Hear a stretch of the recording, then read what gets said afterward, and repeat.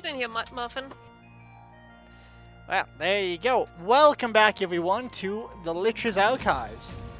As usual, I have nothing of importance to say. Everyone's here. Everyone's well. Yeah, shut up, DM. Yeah, exactly. And with that, we'll just move on forward, no point slowing down. Except my dog's here, and he's being crazy. You guys can't see him, but I promise you he's there. I'm not crazy.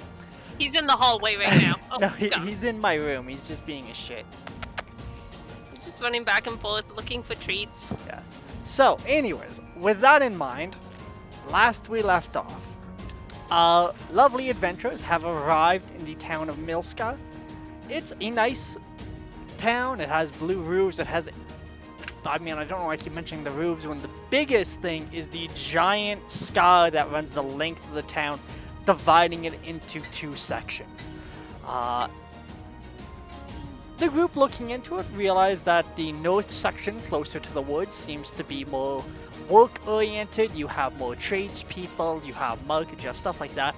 And the southern side of the town is more refined company. There's jewelers, there's winemakers, and then even if you were to go beyond the outskirts of this town is where you'd find where Milska really makes its money, which is their impressive amount of farmland. But the group didn't look into this as they were escorting someone. They had Nikolai with them, they had Danny and Sarah, and they also had Tala. When they made their way into this town, they split ways. Nikolai took the twins and he went to go see his father, while the rest of the party went to figure out where it is they wanted to spend the night. I believe you guys went at something Sparrow, was it not? The Fleeting Sparrow, yes. And that's where you realized you could partake in some nice festivities, the annual Freedom Dance. So you guys quickly bought your rooms, gussied up a little bit, and prepared for that. Assie, on the other hand, snuck away from the group during all of this. Of course, they knew the dance was coming. They'd be back later in the night, but they had to go see their family. They were warned by their father to be wary of such questionable company that they keep. They promised that they would be back tomorrow for the evening, perhaps for dinner. They regrouped with the rest of the group, which is a weird way to say that. And you guys had your nice little dance battle. Cole and Arod, you guys didn't do too well. You had your moments, you had some great hits, but the kobold couldn't quite keep up and ended up panting himself out. That was another weird way of saying that.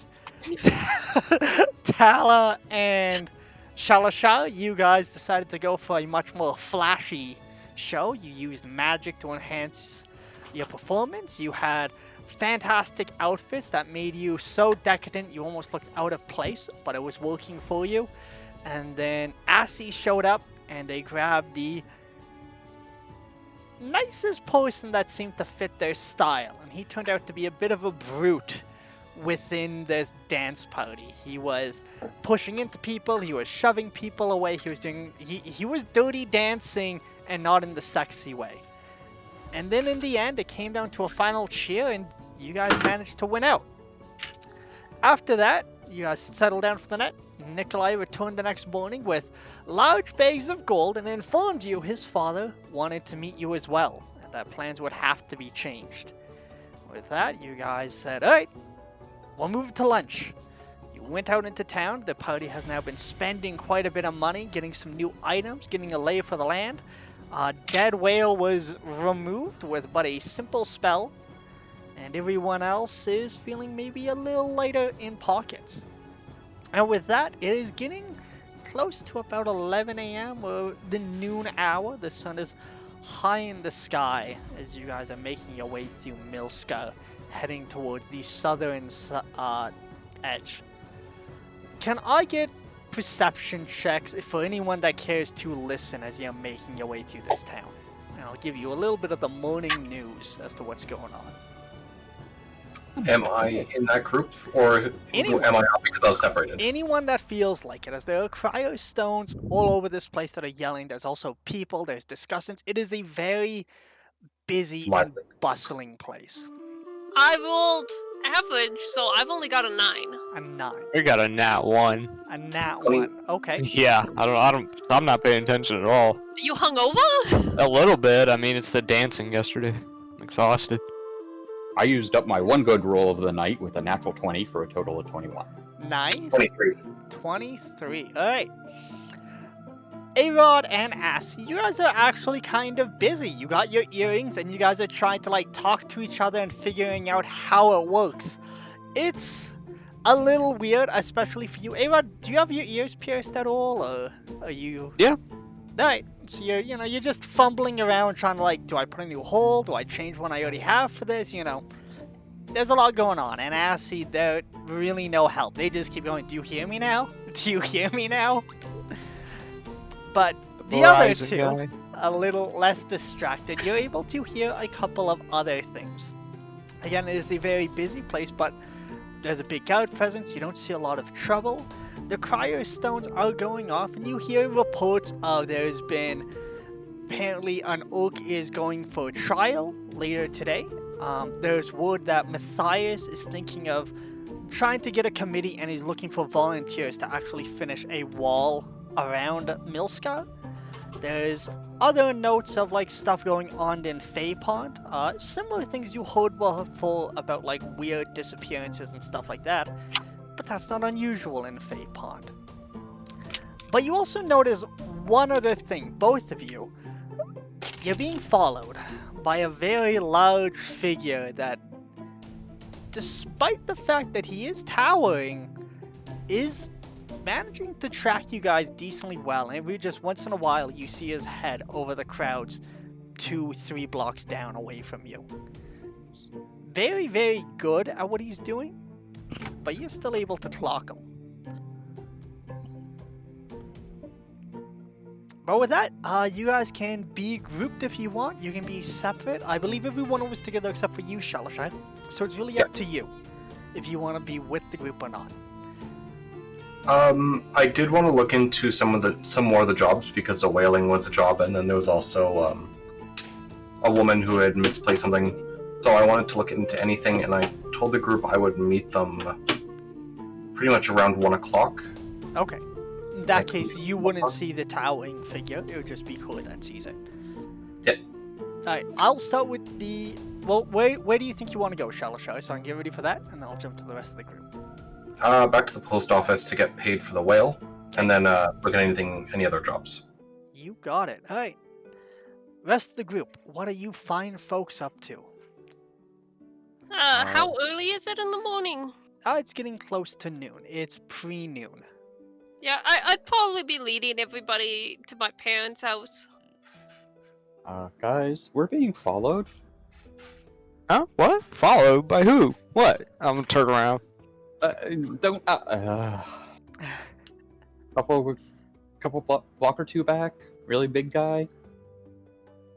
Do I see him? You can roll perception one more time. Okay. I wanna like try to take a peek over my shoulder. I'm gonna try to be more stealthy about it than You can roll as well. We'll see. The 16. Ooh. 14. That's good for me. Even pointing this guy out, you guys don't notice him. You look over your shoulder and all you see is just crowds of people. And it's like impressive as hell that Cole managed to see him, considering that he's like at leg height for most of these people. He's just seeing like the same pair of boots blocks down. He's like, bums everywhere. yeah. So even pointing out, you guys, you look over and it's just a crowd of people. Yeah, I mean, I don't see anything.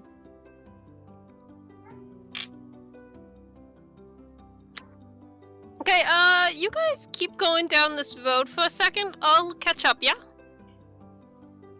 What's up? And I'm gonna peel away from them and try to like slink into the crowd. He's gonna counter follow him. Keep walking. You guys have no Alright. idea where you're going. Which way are you guys walking? Just I told Continue down the road. to my parents and I told them just keep going. Yeah, exactly. So, I'll just keep going. so you just straight path. Yeah. All right. Assy, make a stealth check. This is what I'm made for. I am the sneakiest of beaches. That is a 22. 22, right.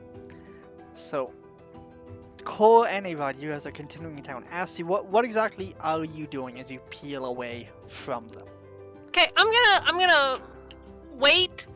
I'm gonna wait a couple of moments. I'm gonna try and keep an eye on them, and like follow about a block behind them, and keep an eye on any tall people that are following my two companions. Alright.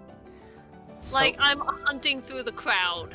Alright, so you slow your steps a little bit and you kind of make yourself busy, kind of like looking into the stores and taking more time window shopping to make this space kind of occur naturally. Yep. Eventually, you're still able to keep tracks on your party from quite a ways, as it's a kobold. You know, he's bright, he's red, he has plate mail on, he's probably one of the louder people walking around, clanging as he goes. So you're not too worried about that. With that, your focus turns more towards what's behind you and what's going on. You can make one last perception check, and we'll see if you can clock this guy or not. So. Okay. Time to earn your keep, new die. 3. Oh! No, that's a 19, so 18. 18. Yes. Got minus. I still have a -1 to perception, don't I? Yes. Yeah. Alright. Yeah. So with that, you, like I said, you make the space naturally, and you're now that they're a ways away, you're spending more time. You're scanning the crowd, you're looking for it. You see a couple of tall people, but nothing's appealing, nothing's standing out to you. You've now gone probably 2 or 3 blocks following your group from this distance, and still, you're not picking it up. You're not seeing whatever it is Cole saw. This unfortunately doesn't count as an investigation at this point. Unfortunately not, because there's nothing really for you to investigate. You're looking around, right? If we were looking at tracks or like, you know, something Okay, like that. I'm going to maintain the distance Okay. until it gets to the point where it looks like they're gonna start taking a wrong turn on the way to my parents' house. For sure, and that's probably what is exactly going to happen. Yeah. So I'll jump back to you guys in just a second if there's anything else for Cole and Ava that you guys want to bring to my attention. I'm gonna use the earring of messaging. Can you get any more details on him? Hey, Core, she's asking more details. Anything? It was just Sure. the- Cole, you recognize this figure from when you saw him. This big, towering, massive figure. Rumor has it he's been clocking you guys for a while now. Is that what's his face from the gambling? Yep, it would be Roldag. Seems as though he's found his way into Millscout following you guys. Tell her it's freaking bloody what's his name? Roldag. It's Roldag. Remember from the gambling? Do I know Voldag? You I saw think- him in passing. Yeah, you saw him. Yeah, in passing. Do I manage to notice him with this? Nope. Nope. For such a large figure, he's quite elusive, apparently. God. And that is one use off the earring. I will mark down. Yep. Look down. Alright, Okay, I'll just move back up to them and lead them to my parents' house after that. alright, I will get back to you guys in just a second. Shalashar, you have made your way up from this beach. There's now a lovely array of bones and whatnot down there. People are still working to clear it, but you've definitely done the bulk of the work. With that, you can hear the cryo stones in the distance. You're once again in this large, bustling town. And you make your way to what you assume would be one of the post offices. There's a cryo stone just outside of it. That's the main way that you're able to think, I think this is the place. Okay. Right. So with that, you make your way inside, and seems to be a nice half-elf gentleman is there. He currently is working through a couple of things. There's a couple of desks arrayed out here, and there's some other people most of them are wearing robes, and they seem to have like smaller stones in front of them, as well as scripts, and it looks like they're actually like casting into them. Okay. But as you walk in, the half-elf gentleman kind of like seems the least busy. He's all the way at the back, and he just kind of like gives you a nice wave. You know, nice, friendly, and he's kind of like, it's a beckoning gesture, we'll say. Okay, I'll head on over, and I'll kind of give him a short little bow of my head. Hello, what can we do for you today? I heard on the crier stones that there was an issue with a whale on a beach. I actually went down there and helped out, and I was wondering for payment. Oh, of course. It's already dealt with? Yes. I will send someone to look into that quite quickly. And you see he actually kind of like reaches up and he like touches an earring of his own. And he like whispers something, waits for a couple of seconds. Well, fantastic. Your payment. He kind of like looks around quickly, scrambles to a couple of papers, follows down a list or two, and then he goes, Oh, here you go. And he reaches underneath and he pulls out a small bag and he hands it to you. 10 platinum.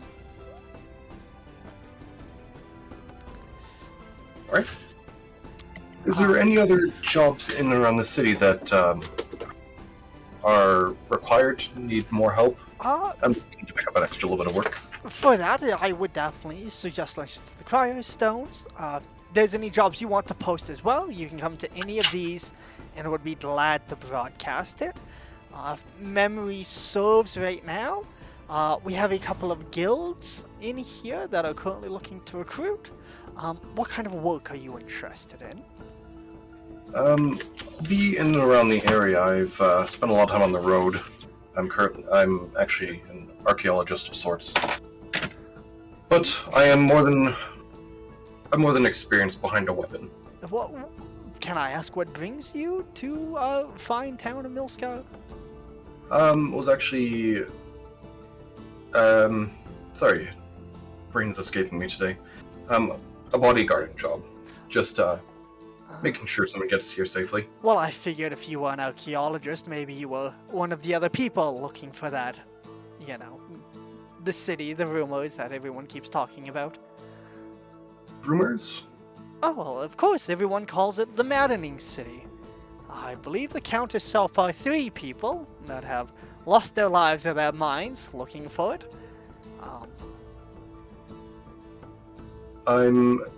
Sorry. I'm originally from Yun, so it's pretty much my first time over here. Oh, well, I'm afraid I don't really know where to start. It's just rumors, but we get quite a few archaeologists coming through here every now and again, but I myself don't really have any vested interest in these sorts of things, so I haven't kept particularly close tabs. I simply tell the news, move a couple of things here and there, and just keep my ear out for things. But you know, if you've heard anything, if you want to report anything, we have that.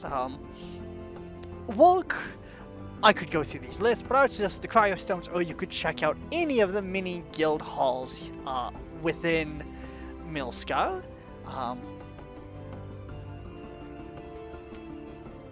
You understand? There's also a couple of notice boards as well, just in front of the building, in case you want to check those as well. Of course. I'll probably go check those out, and then that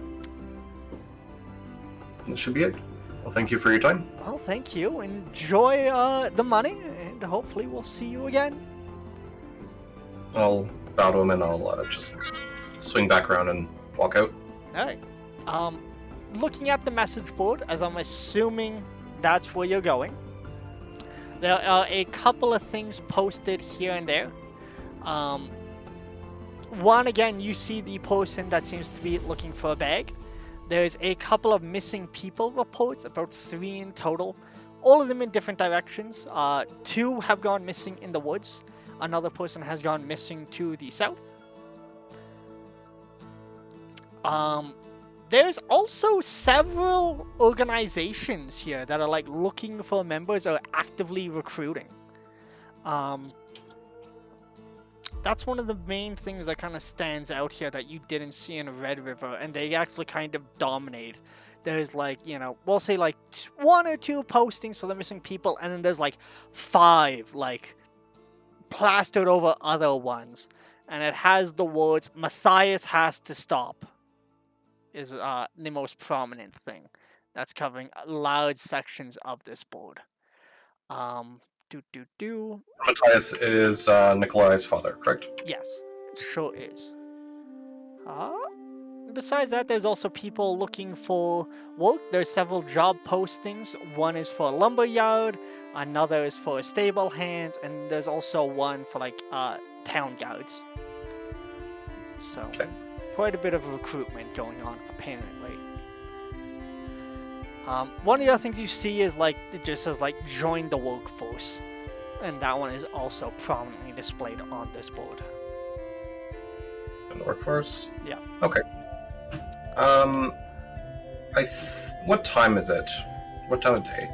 It's probably just a little past noon now, I'll say.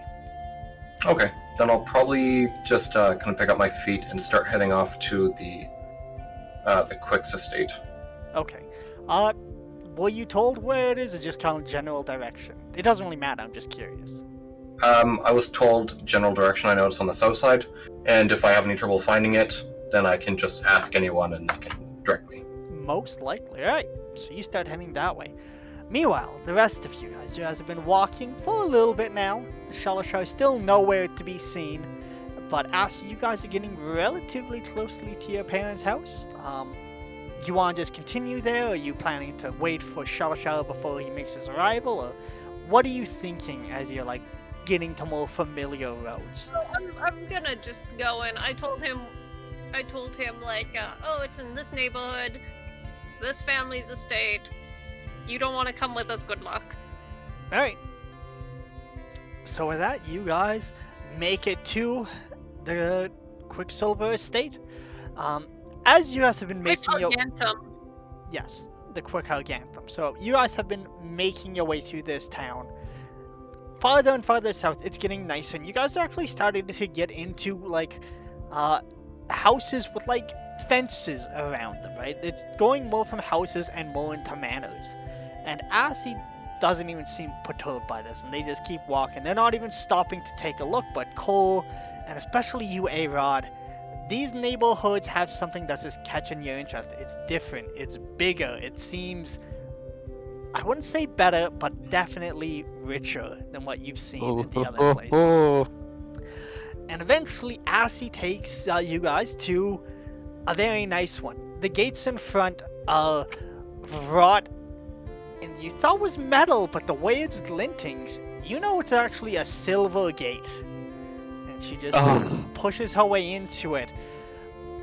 Along this fence as well, every now and again, there's like little carvings in it, and it's almost like very intricate, delicate work.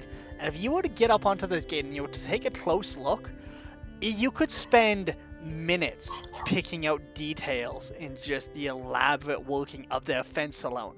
And the house behind it seems to have 3 tiers to it.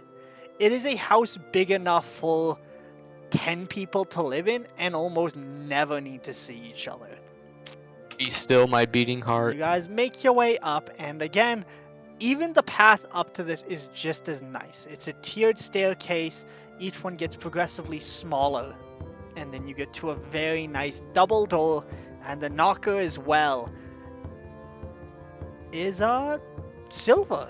That seems to be the returning feature here. They're the quick anthems, and they've kept it. While we're passing through the gate, if I notice specifically A-Rod looking, I'm gonna be like, it's a lot of fun. What? Taking some you've tried the illusion residues from Yun, right? Can't say that I have. Oh, you should.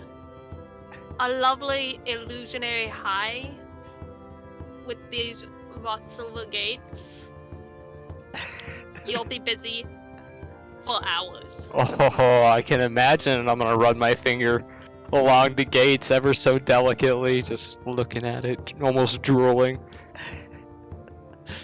Alright, that you guys make your way to the door. Are you pushing it in, knocking? What's your approach? I'm going to knock, but then open the door.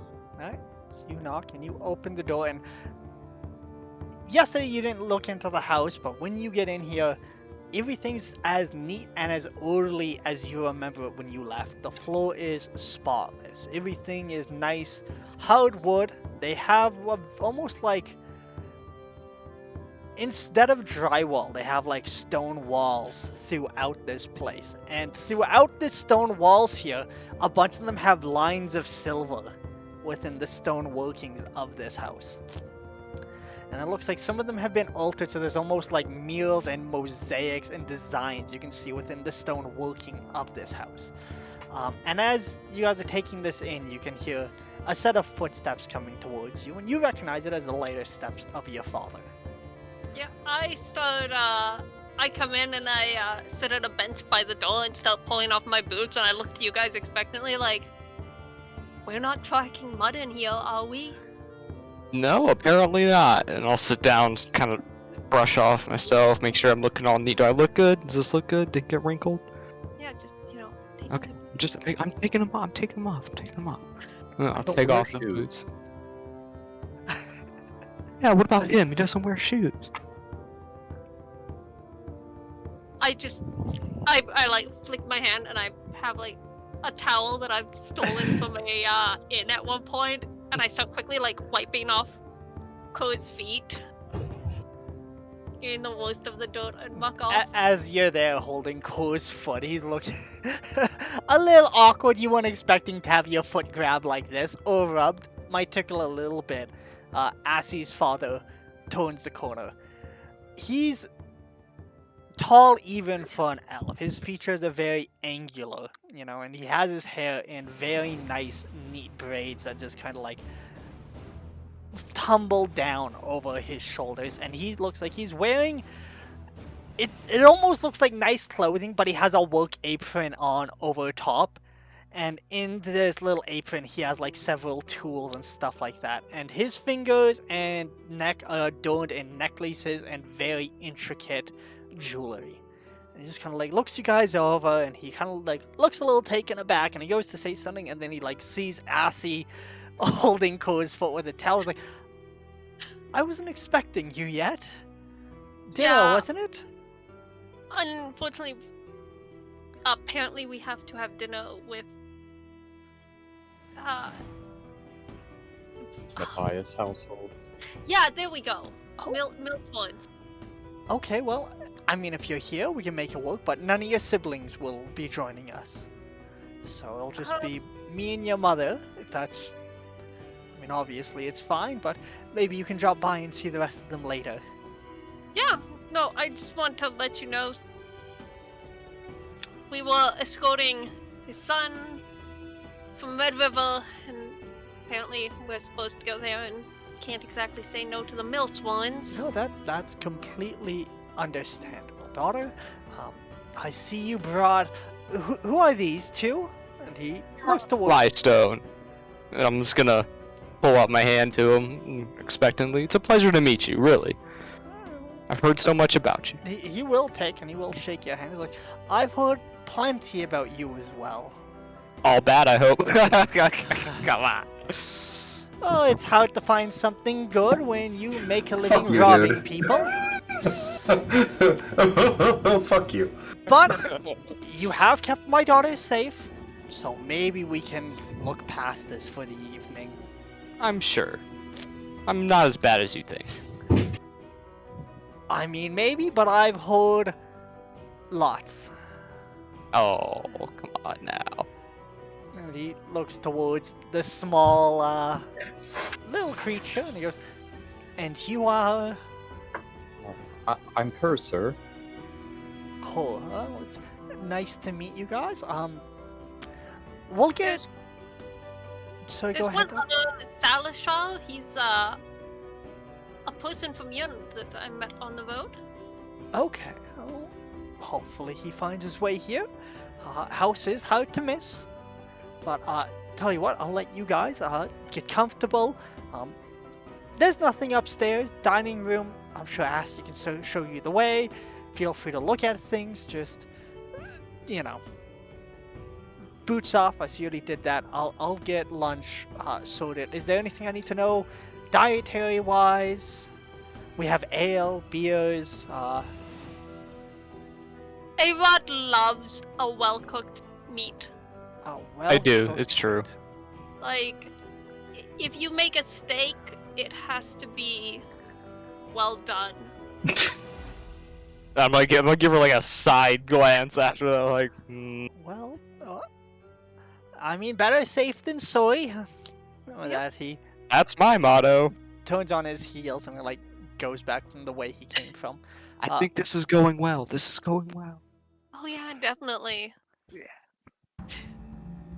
Shalashar, can I quickly get a perception check from you as your girls are now getting close to the estate?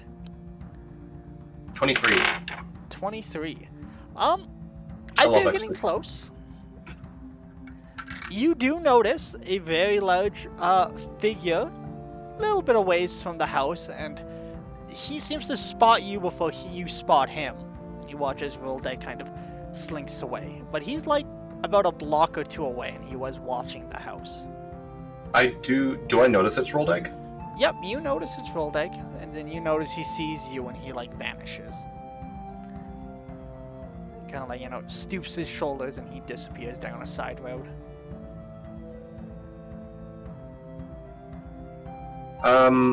But I found my way to the Quicks Yep, estate. you can also see it. It's about 2 blocks away. Okay, Just- I'm gonna walk till I get within a little bit of the gate. I'm gonna use thaumaturgy to make shadows around me, and I'm gonna change into my dress clothes. Gotta present myself.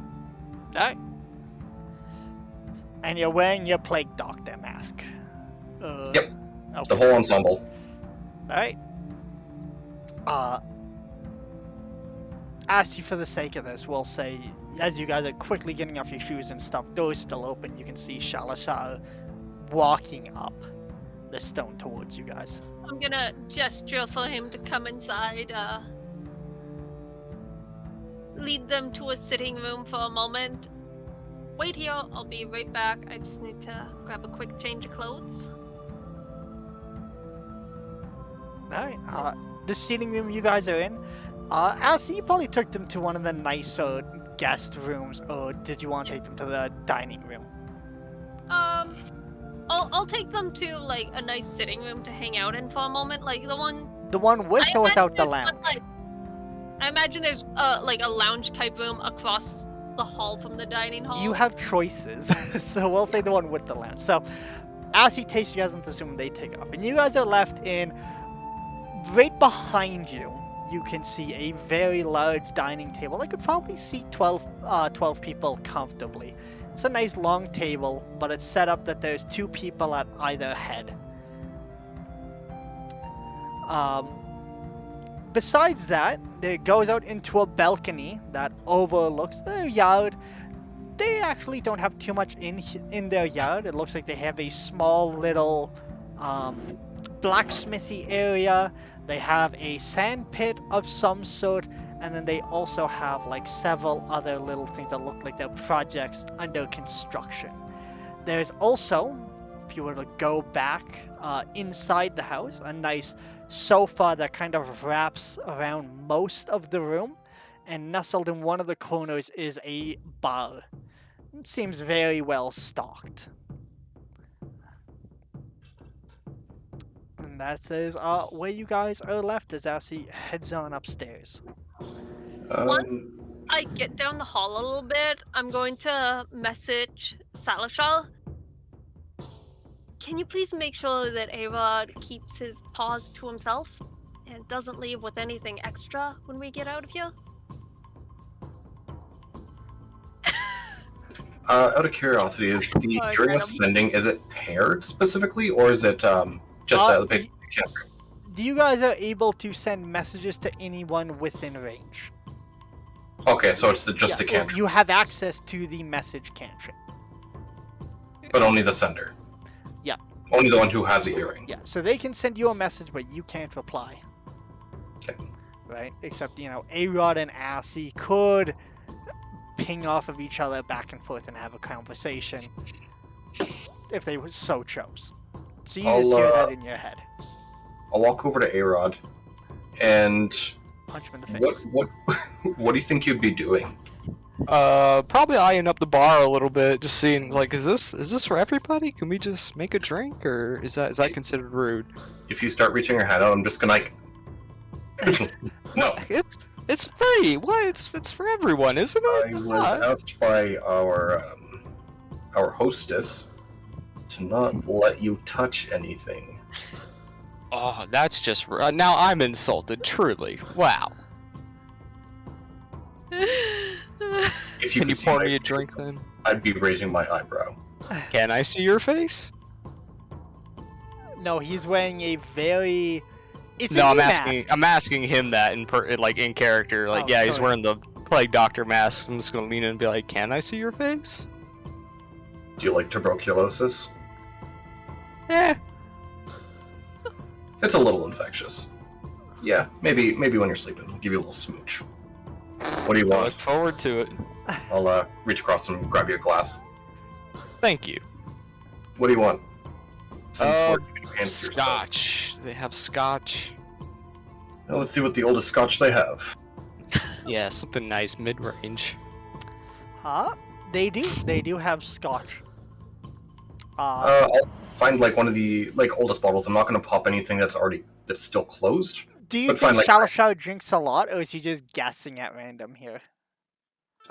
He's definitely drunk back in Yun, but not You super. can make an investigation check, we'll say. I'll take it. I have proficiency. I have rolled nothing but 17 so far this game. Okay. Yeah, I mean, oddly No, enough... 17 on the dice. So that is a +3, so it's a dirty 20. Okay, so... Oddly enough, as an archaeologist, you've done your fair share of, nights around drinking in higher company. Not only are you aware what the best drinks are, you're kind of also aware of, elves usually make wine in this realm. Yun, they're kind of a mixed bag. They like to imbibe on everything. Dwarves are definitely known for their beers. The orcs are known for their ales. But the humans are the ones that are known for their whiskeys or their ryes and stuff like that. And with that, you look for a brand. And you kind of start reading and eventually read something that's like Flame Heart. And you're like, never heard of it. Has to do with the Sacred Flame though. This is probably a good whiskey. And you quickly source through it and you pick the one with the lowest number on the bottle, denoting the year. And this one is actually about 300 years old if you wanted to grab it, and there's another one that's 100 years and another that's 50 years old. I'll pop the 300. They can spare. 300? Thank you. I'll just pour myself a little glass, just kind of run under my nose.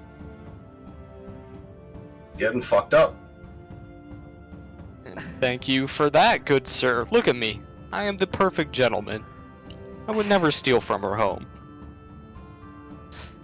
Mostly. Sure about that? Right. Pretty sure. I'm like 90% sure. Man, knock it back.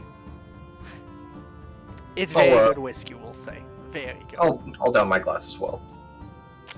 How do try you to drink see. with the Plague Doctor's mask on? Just what does this look I like? just reach up underneath the cowl, and then I Just the most... no, it's a sippy straw under the mask. Avon, crazy straw. make a perception check, as he is going to need to lift it and get a glass up there. You might see something. Let's see. 19? 19. Shalashai's skin is very white, and his face is extremely gaunt, and it dawns on you that his skin infection is really bad, or he does not have skin. Based on this chin. Or at least he's incapable of growing a beard. Like, it is the most smoothest surface you have seen of a face. I'm not gonna give a reaction. I'm just gonna enjoy my whiskey or my scotch. Assy, whenever you'd like to come down, you let me know. How much freedom do I have with the clothes that I would have had at my house? You probably would have had 2 sets to choose from, and you can have whatever you want within these sets. You would have had your working clothes, you would have had probably some traveling clothes, and then you also would have had a large selection of like dressier sort of things, right? So you have a decent selection, but you wouldn't have anything crazy or like outrageous. I'm mostly wondering, would it be possible to have like a glamour weave dress to prevent it from getting dirty? Probably one, because they're very expensive, but you still would have had like at least one glamour weave if you wanted. Okay. So I grab I grab a couple of extra sets of like my clothes while I'm here and just like throw it into pocket weave. Like, But I do want you to be aware, like I'm saying, you have this, but you would also know, like this is like, this dress costed like 500 gold, 600 if it looks really nice. Like you're looking at like you're holding like a small fortune, I am aware. I'm mostly thinking about afterwards we have to go to meet the mill swans, right? Yeah, I'm just letting you know. So I'm getting dressed for that. Okay. So I grab, I switch out some of my, like, a little more worn clothes with some of other traveling garments, you know? And I don my one glamour weave dress. Because I know it'll keep through the meal and it'll still look nice by the time we get to the mill swans for dinner. You got it. And I come down to you guys in a dress of green silk, like a rich emerald green silk with copper and silver thread embroidery in it. It's all elaborate flowers and runic designs. Low cut off the shoulder with like a high collared overrobe, no sleeves on the overrobe that is like green silk, long belt sleeves on it, and it comes to very loose flowing. In fact, because it's glamour weave, even when I'm standing still, the skirt like and sleeves like billow a bit. Wow, you look beautiful. Yeah, I am. Ooh, so uncomfortable. I miss pants. I bet. It doesn't look the most comfortable, but you look great, really. I mean, in terms of dresses, this one is probably one of the better ones. Man, I can't believe you grew up in this place. I'm just kind of look around, sniff my scotch again. If I grew up here, I would never leave.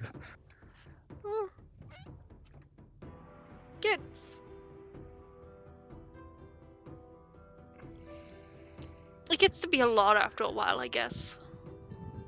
I gotta tell you, I can't relate. Yeah.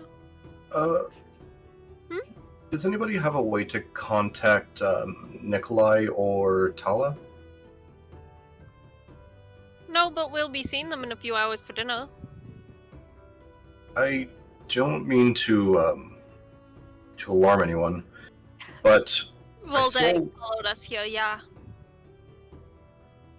Not the first one. Yeah, He Corey was clocked him. about a block and a half or 2 blocks away from the house. He saw me as I was approaching, and he kind of slunk off. As Would you're we have saying the, this, you family hear guard a at all? very heavy knock on the door. Would we have a family guard at all? Quick question. No. No. Well, you wouldn't have one per se, but you know that this place is very heavily patrolled as a very affluent neighborhood. So you guys don't need to hire them, but they are around.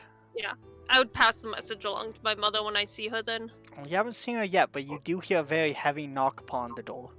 I'll go get that. Wait here. As you get there, you can see, like, actually, there's a tray of food that's been, like, set to one side on, like, one of the stools. And you can hear someone talking. And you hear Roldag's voice go, Yes, I'm here looking for my companions. I was told I'd be joining them for the night. And Brumhilda goes, "Ah, well, I believe they're just in the lounge. I'll show you there." And as you're approaching, you Can I, when I hear Voldeg's voice, like, cut in with my earring of message to to my mother? okay. All of my guests are already here. He's lying. Alright, as you say this, your mother, like, turns the corner and, like, you see her face just goes white. And he's a big guy. He's, like, almost 8 feet tall. He's, like, almost, like, taking up the majority of the space in this hallway as he's in the house already. And he just kind of, like, smiles at you and waves. Voldeg! I'm I gonna didn't- reach would- behind you me. did that skill.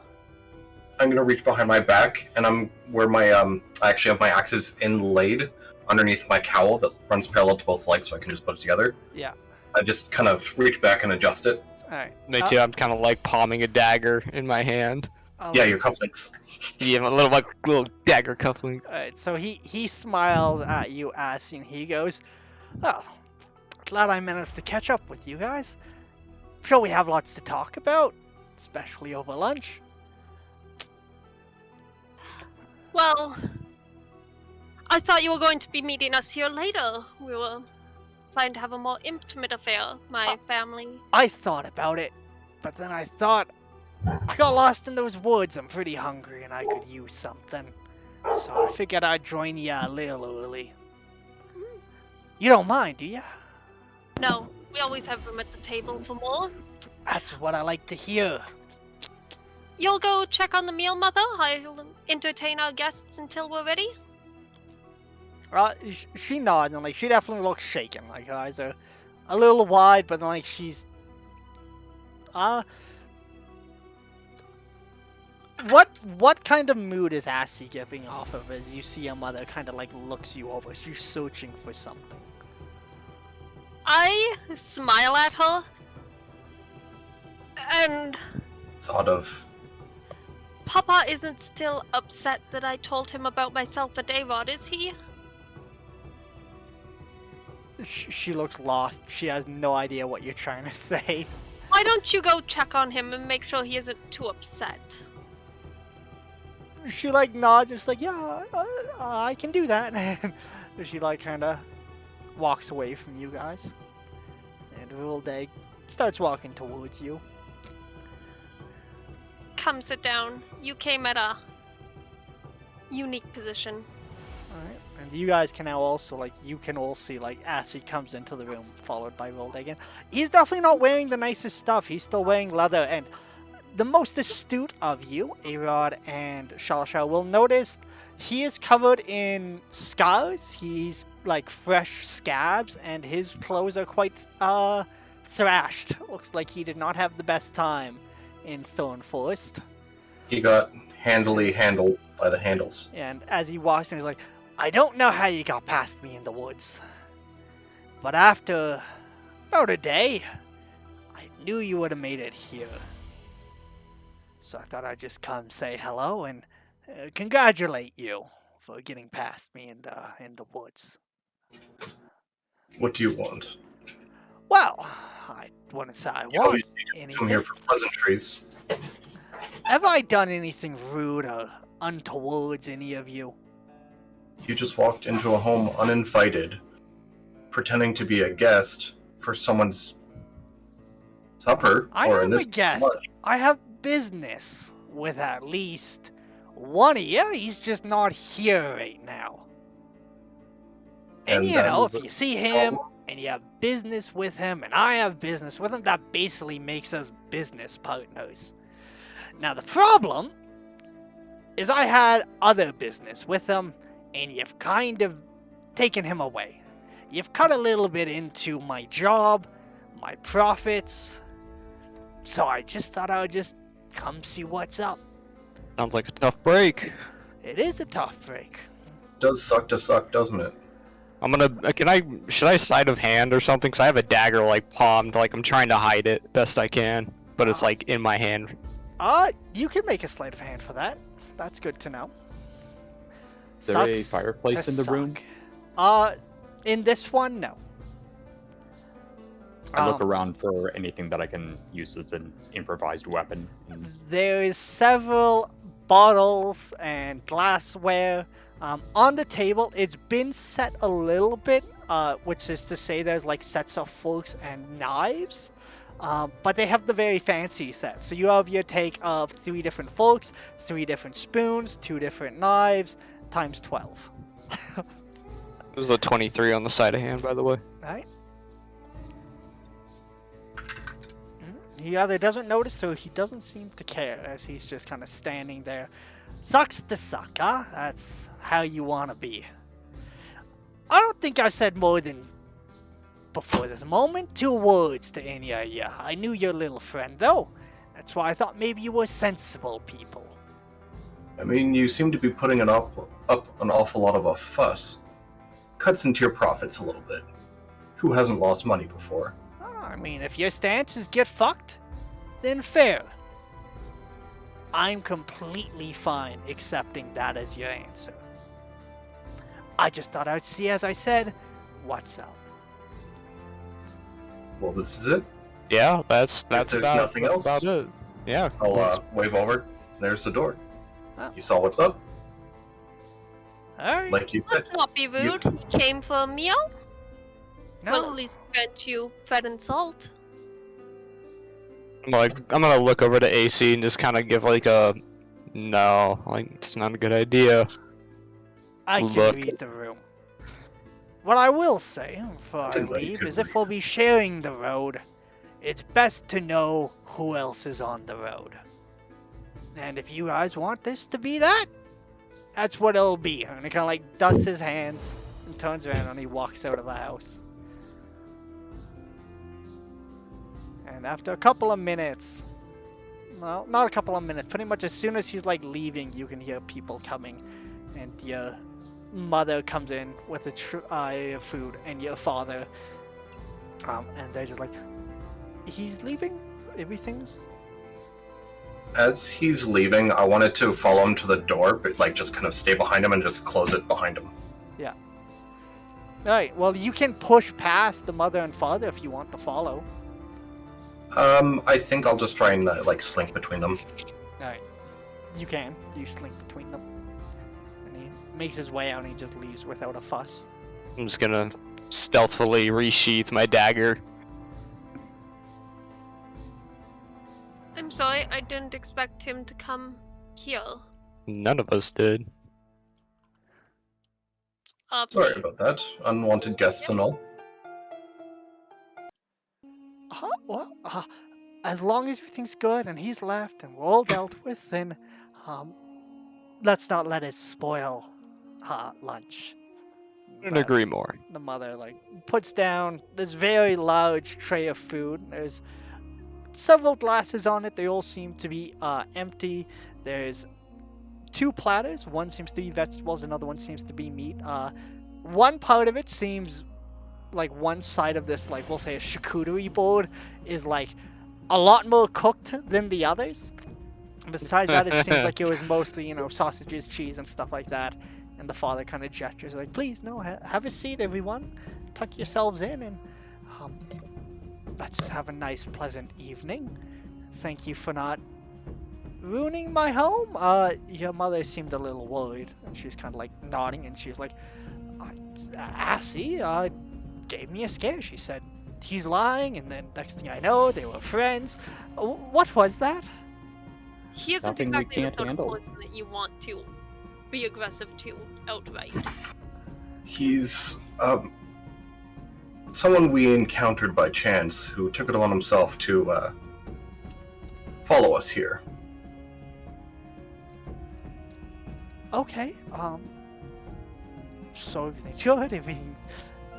You guys are giving me a lot Everything's to fine. go on. It's Nothing for you to worry about.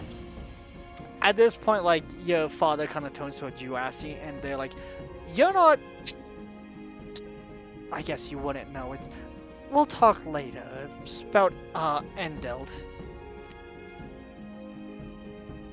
What about him? Oh, he's just been missing for a couple of days. We think he might have gotten mixed up with the wrong crowd.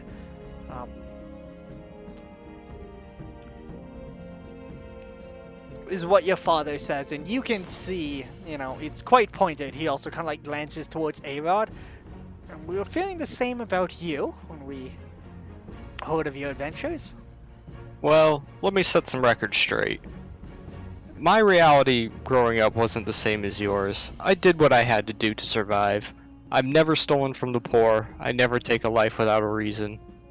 I can't be more fair than that. And frankly, AC is rubbing off on me a bit. She is far kinder and far more generous than I could ever be.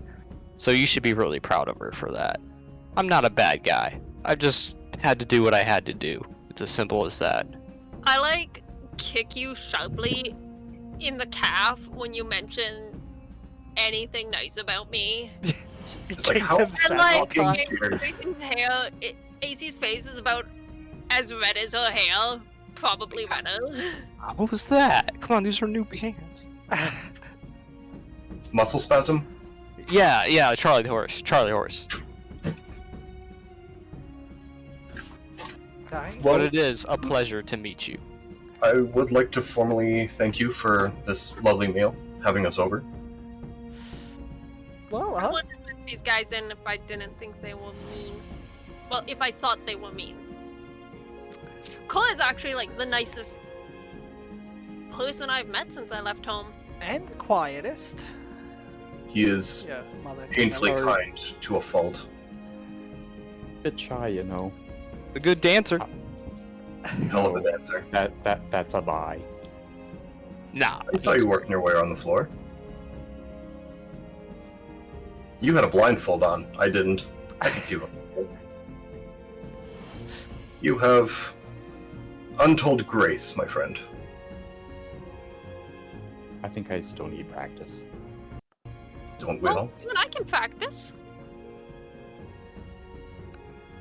But enough of the work at hand. How are things on the business side of things? You seem to be keeping busy. Very, very well, especially now that Matthias has been doing his best to get some more money flowing into this. Or that the mother kind of gestures towards the father, and she continues eating, and the father kind of picks up from there. Yeah, he's kept us. I wouldn't say he's kept us busy, but he's definitely willing to put in the work and put in the money to just keep everything moving smoothly.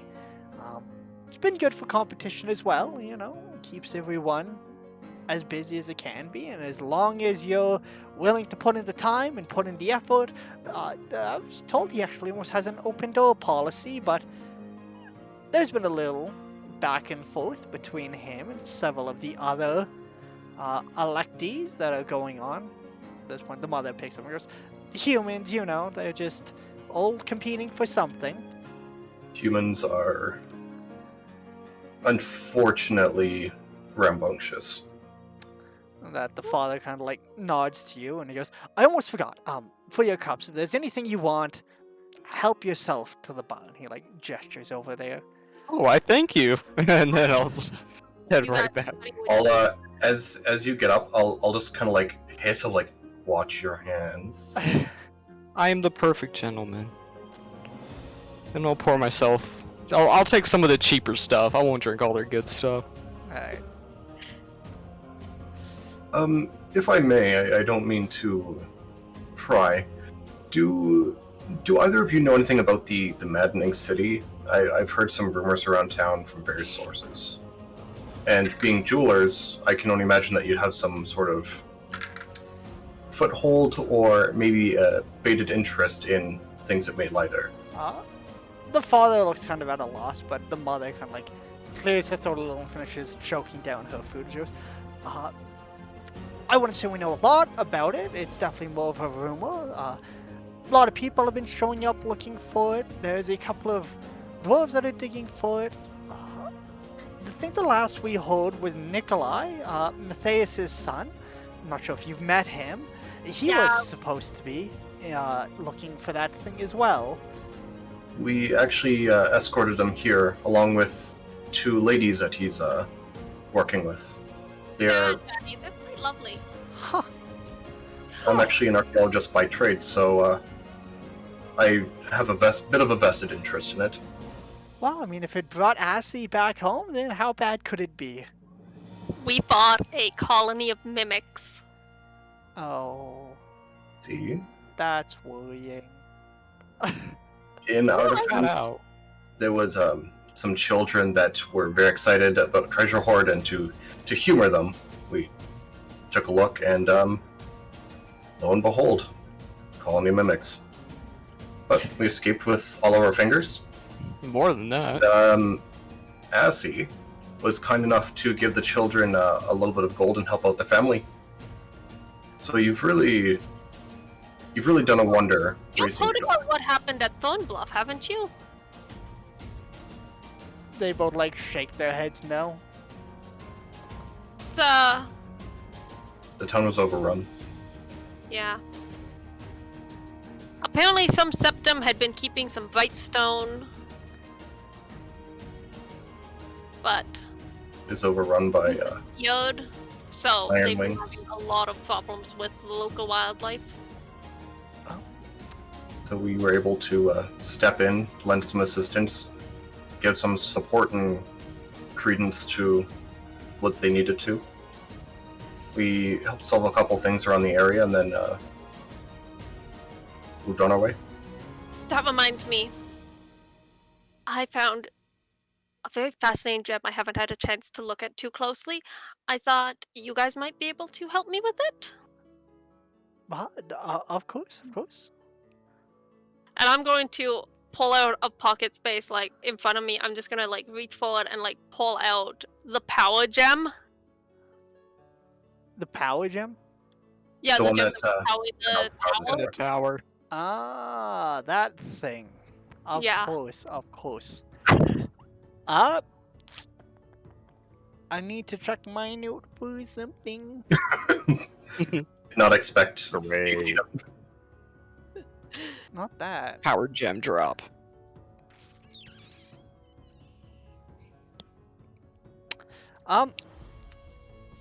High or low? Ooh. Cole, you pick. Hi. It Because that's explodes, you so we up. all die. Alright. You're lucky. When you pull it out, it seems to be devoid of whatever energy that it had before. And what you pull out, when you first grabbed it, it almost glowed with some sort of white energy. Still cool to the touch, but when you pull it out this time, it's like black. And even you can identify what it is. It's like a shard of obsidian, is what you hold in your hand. As you hold it out towards them, your father looks at it as well, and he says exactly what you're thinking. I think that's obsidian. And you hold out his hand for it. It's gone dark. Actually, if you're holding it still, can you make an investigation check for me? Yeah. That's only a 12. 12.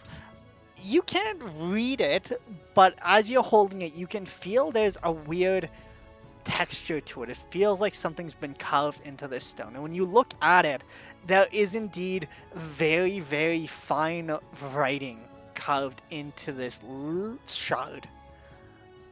I want to wave my hand, and I want to cast Thaumaturgy and make the light like really bounce into it and try and refract off of those indentations to like light it up, make the writing a little Of clearer. course. Who here speaks Abyssal? Myself. Me? Alright. You guys can actually see that it seems to be some sort of written contract carved into the surface of this stone.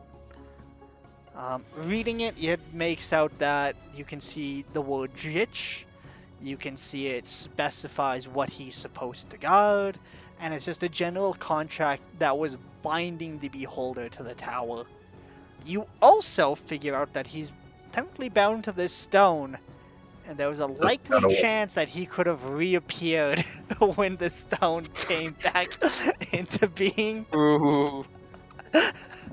Oh, AC, you should put that back.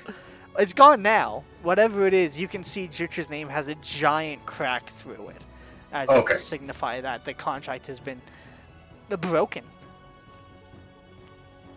So, Well, that Are- could have been interesting. you read the same thing I'm reading? Yeah. No, We were it's- looking for that contract all that time. You're holding it. Well, I figured it was best to like keep it put away for a couple of days, you know. At least we got a nice obsidian paperweight. I mean, if I'm not mistaken, obsidian is still fairly expensive. Like, a shard that big, still pretty decent turnaround value. It's not every day you find obsidian. Actually, can I appraise it? Can I? I'm a dual you crafter. freaking goblins. Well, out of curiosity, like it's in the background. I can appraise It things. depends heavily on who you try to sell it to. It's a obsidian shard with a It's a contract of what most people would assume is a demon.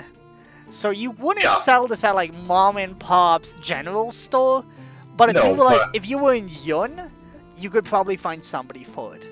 But Yeah, I'm just finding curious for, someone like- in Char, like Asio, like there's no one that would buy it here. And Shalasha, you have the opposite. You're like, if I was back home, I could probably get like 100 or so gold. Especially like, you know, if I could find the right person, if I could tell the right story for this thing, I could make some cash. Okay, yeah, I was more curious about like just the size of the stone itself, like being obsidian and of that It's size. quite large. It's like, you know, I say shard. It is like big. Yeah, that's why I wanted to appraise it. Yeah. If it didn't have the if Yeah, it the, didn't the, have the problem is like no one will grab this shard or see that there's like abyssal runes carved into it and go, oh, I Like- could use this piece. I want Yeah. that obsidian. You know, like, I love having my house haunted. yeah, exactly. You know. So it's like, you know, oh yeah, it's nice, it's big, but there's something definitely wrong with this stone. Is the way most people would feel about it, and you don't think your story of, oh, you know, it was used to summon a spectator is not going to increase the It's not resale gonna- value. It's not gonna fucking fly. Yeah. Well, if you ever want to get rid of it, AC, I will gladly take it off your hands. No, I was thinking maybe we could crack it down, use it for raw material. If you have something for it, Do you realize what we do here? Mm-hmm. I mean, it would be good for your parents. What do you think? I- Would you like to work with some obsidian? It's very sharp. I'm not certain if you have before, but Oh, we've definitely worked with it. Yeah, I mean, if you guys don't want it, I'm sure we could find something and break it down as long as you promise that whatever was in this thing is gone and dealt Yep. with. yeah, it's actually unpowered, so the contract was voided. So now it's just a harmless piece of glass. Well, I mean, it's a lot more than glass. It's obsidian. But Mhm. no, we would be glad to have it, and yeah, well, we'll definitely take it off your hands if you don't want it. Could you guys try to keep me just a shard with the name Lich and turn it into a pendant? We could I'll, try. It'll take a while to tool our way through it without fracturing it, but we definitely. Next time we see you, sweetheart, we'll have it. I'll reach over and I'm not certain if they speak Abyssal, so I'll just kind of point at where it says Jitch. That helps. That definitely, and like the father like reaches over, pats himself, realizes he doesn't have his tools. I'll be right back, and he goes and fetches something to market. Besides that, They you- could literally get the rune for like butthole and just on your foot. yeah, it's like a bad like Chinese tattoo, kanji, and it says fried chicken. You're like, it says freedom. No, it says and the. It says not in my backyard. Alright, so besides that, you guys will, unless there's anything else you want to discuss, we could say you guys have a very lovely afternoon at Assie's parents. Yep, I think short of getting like the info we could, I think that's kind of it. Alright. Hang out for a little bit, regale them with some tales, Alright. frighten my parents. How long do you guys want to stick around for? As you do have to be at the next place by 5-ish. Just long enough to like leave with time, I think. Yeah, because you guys wanted to get there once, so you could leave, 2, 3, whatever you want, right? Yeah, so Probably we'll stay around- long enough to be like give niceties, not overstay our welcome. Right. 2, fair 3 enough. hours. And go out the back door. Keep an eye open. Alright. You can make a perception check at the back door if you want. I would let Cole do it. Yeah, Cole. Put him on my shoulders. Oh. Give him boosties. You sure about that? You're gonna have a better time than me. I guarantee it. Oh shit. I'm exhausted. That's disadvantage. I Yeah. shouldn't have rolled that 20. Oh, it's fine. I just remembered that. Yeah, maybe Avon or Shalashal. Yeah. I'll give you a piggyback though, Cole. No, I take a look either. around anyway, and what would have been an 18 is actually a 6. 6? Well, Now that you've 7, but- eaten, the lethargy has started to kind of creep in, and you're just kind of kind of Too much looking through turkey. those slanted eyes as you're kind of dozing off, and Assie's holding you on your shoulders. You're like, damn, their hair's so soft. It's kind of, you can see, nice yard, but you definitely don't see ruled egg. You give it the old clear. It's all good. I don't see anything fun. Alright, and besides that, you guys do have a lovely afternoon at Assie's parents. You guys have your nice time regaling. The parents definitely, they spend more time listening instead of talking. And eventually you guys are headed out of here after a nice relaxing afternoon. As you guys are making your way out, Assie's mother, the dwarf, appears once again, and she has a small little basket with her. She hands it to you, Assie. In your experience, there's going to be several sandwiches within this little basket. Aw, Give 'em that's a so hug. sweet. I know you're going to dinner, but you can still eat them tomorrow. They should stay fresh.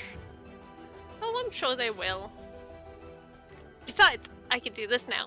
And I just I go to swing the basket upside down, but I swing it into pocket space when it hits that side. Yeah, and it just disappears. Whew. Yeah. Your mother looks like, she's seen you do this a couple times, and she's like, I thought that was just. I'm getting better at it. Well, I'm not sure if I should clap or not, but good job, honey. Keep it up, I think. That you guys escorted politely from the Arganthum Manor. You are once again in the less bustling, it's almost like it's died down a little bit at this 3-4 p.m.-ish mark, The streets are quiet, but from what you realized yesterday, this is kind of like a lull. As everyone has gotten home at this point, they're doing what they need to do, and it's going to pick up and be once again packed busy in a couple of minutes. During this lull, you can see there's quite a few people out here cleaning the streets. Everything is kept super fresh in the town of I Milscar. want to warn a guard. Or get one of the boys to warn a guard that there was a weirdo seen hanging around the Quick-Arganthum Manor. Yeah. Okay. I'm assuming you're going to give Ruldaig's description too. Oh, yeah. Oh yeah. they are warned, and they tell you, of course, we will be on the lookout. If we see him, we'll have him escorted away from the property. And warn them that he's been asking a few too many questions about the mill swans. Nikolai in particular. Alright, and with that, they definitely seem to take a lot more interest as you denote that last bit as well. They literally promise you, we'll keep our eyes open. And one of them's like starts like literally like before they were just listening to you, but when you mentioned that, one of them like takes out a little piece of paper and he actually like writes down the description. You know, it's like it escalates as you talk. Alright. Wow. And with that, where would you guys like to go? Any last minute stops you would like to make? Just to be safe. What time of day is it? It's probably like 4, like 3:34. Yeah, it's between 3 and 4. So the sun is still pretty high in the sky. Does the sun doesn't set and char at any ungodly hour? It sets, depending in the season, the one you guys are in right now, it sets later, probably around 10 p.m. Okay, so high summer. Yeah. Okay. Just in case, I'm once again gonna conjure the shadows around me with thaumaturgy, and I'm gonna change back into my armor. Never can be too safe. All right, so that you change yourself out. Since it's not magical armor, it will take you time to change into your armor. Yep, that's why I'm just like basically binding myself in like a cage of shadows so people can't see in. Yeah. So I can get myself away from the sun, change my armor. It'll take a little bit, but You got it. So you just kind of like move off to the side and start shifting your stuff around. yep. And then I'm gonna do it again when I get over to Nikolai's place because you gotta look the part. Yeah. But at least I'm prepared for the road in case. All right. Anyone else? Anything you want to make me aware of? No, I'm just being fancy shit. Okay. I'm gonna continue to give Cole a piggyback until he's asked to be put down. Alright, so with that, you guys start heading towards the Millsworn Manor. The manor actually is... So, as I said, Millscar is divided by the Scar. But at the center of town, where usually there'd be a town square, in Millscar instead, that is where the Scar terminates. There's a very large clearing in the center of this town, where there's not walls, but like very nice fences. And in the very center is this house. There's manor, if you will. It's also very nice, very ornate. The colors that make up this building, again, is the same blue roof of every other structure within here. And it has a very, very large chimney in the center, and then 3 other ones that almost make it look like it has a 3-pronged crown that makes up the skyline that this building puts out. There's only, there's 4 entrances. There's the main entrance from the Scar, and then other entrances along this squared off wrought iron fence. You guys can go there if you want now, or you can waste a bit more time. You do also, one second. Yeah, you guys don't. Should I pick up a drink or like a dessert? I don't know the protocol for this. Me either. I don't think my delicacies from home would be of much interest. Right, none of you guys are up to. Okay, executive decision. We are picking up something nice on the way. What Follow would you your like to lead. pick up? Hmm. Bottle of wine? Wine is nice, but it can get so expensive too if we want to get something good enough. I think. Do we pass by any bake shops that like smell really good? You would. Quite a few. Okay, A-Rod, pick out whatever. A-Rod, Cole, you guys each, like, find something that smells really good. Let's go. Everything smells good. Alright, so A-Rod, what would smell good to you? You can have pretty much the choice of whatever you want. You just You name got any like fruit-filled stuff? Any desserts particularly? desserts. Alright, so you will take them to one of the bakeries, you know. It's still a very nice neighborhood, especially by the manor. One of the main things that you do pick up is there are a lot more guards here than any place else in the city. And also some very nice businesses. It definitely seems like there's a very cleared section. And with that, you take them towards, following your nose, shall we say, to a large bakery just off to the side. And once you get in, there's an array of pastries, there's an array of breads. As you get in there, there's currently one person, and it looks like they're currently emptying one of their displays and putting in fresh things. And as the door Ooh. chimes, a bell rings as you walk in. They turn towards you and they go, "Ah, just in time for us to get some of the nice fresher things out." And they stand, dust their apron off, and they make their way to behind the divider. What can I do for you, lovely people? Nice. Well, we'll take. Let's see. What was that fresh stuff? What did you just put in there? Well, that since we are getting closer to dinner, we have an array of several pies. We also have quite a few pastries. For once you're done with your pie, obviously, we have pretty much you name it. We have it. We have chocolate. We have some nice vanilla bean stuff. We also have berries. We have apple pies, and she just starts listing, and it almost turns into a bit of a drone after about a minute. You realize you'll probably have to interrupt her if you want to get a word in. We have a dinner with some higher caliber friends that and business associates. We'd like to bring something for dessert. We have probably something for just that occasion, as we have all numbers of pastries here at the...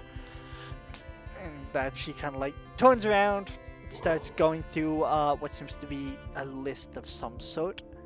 We're looking for something easy to share, Okay, you got it. Do you want a pre-cut? larger quality. Do you have anything like small finger pastries come in a box? Oh, well, obviously. What do you take us for? With that, what size box do you want? Is it a large group, small group? Larger group. Larger group. Well, we have it 12 to 20. Or we could give you several boxes if you need more.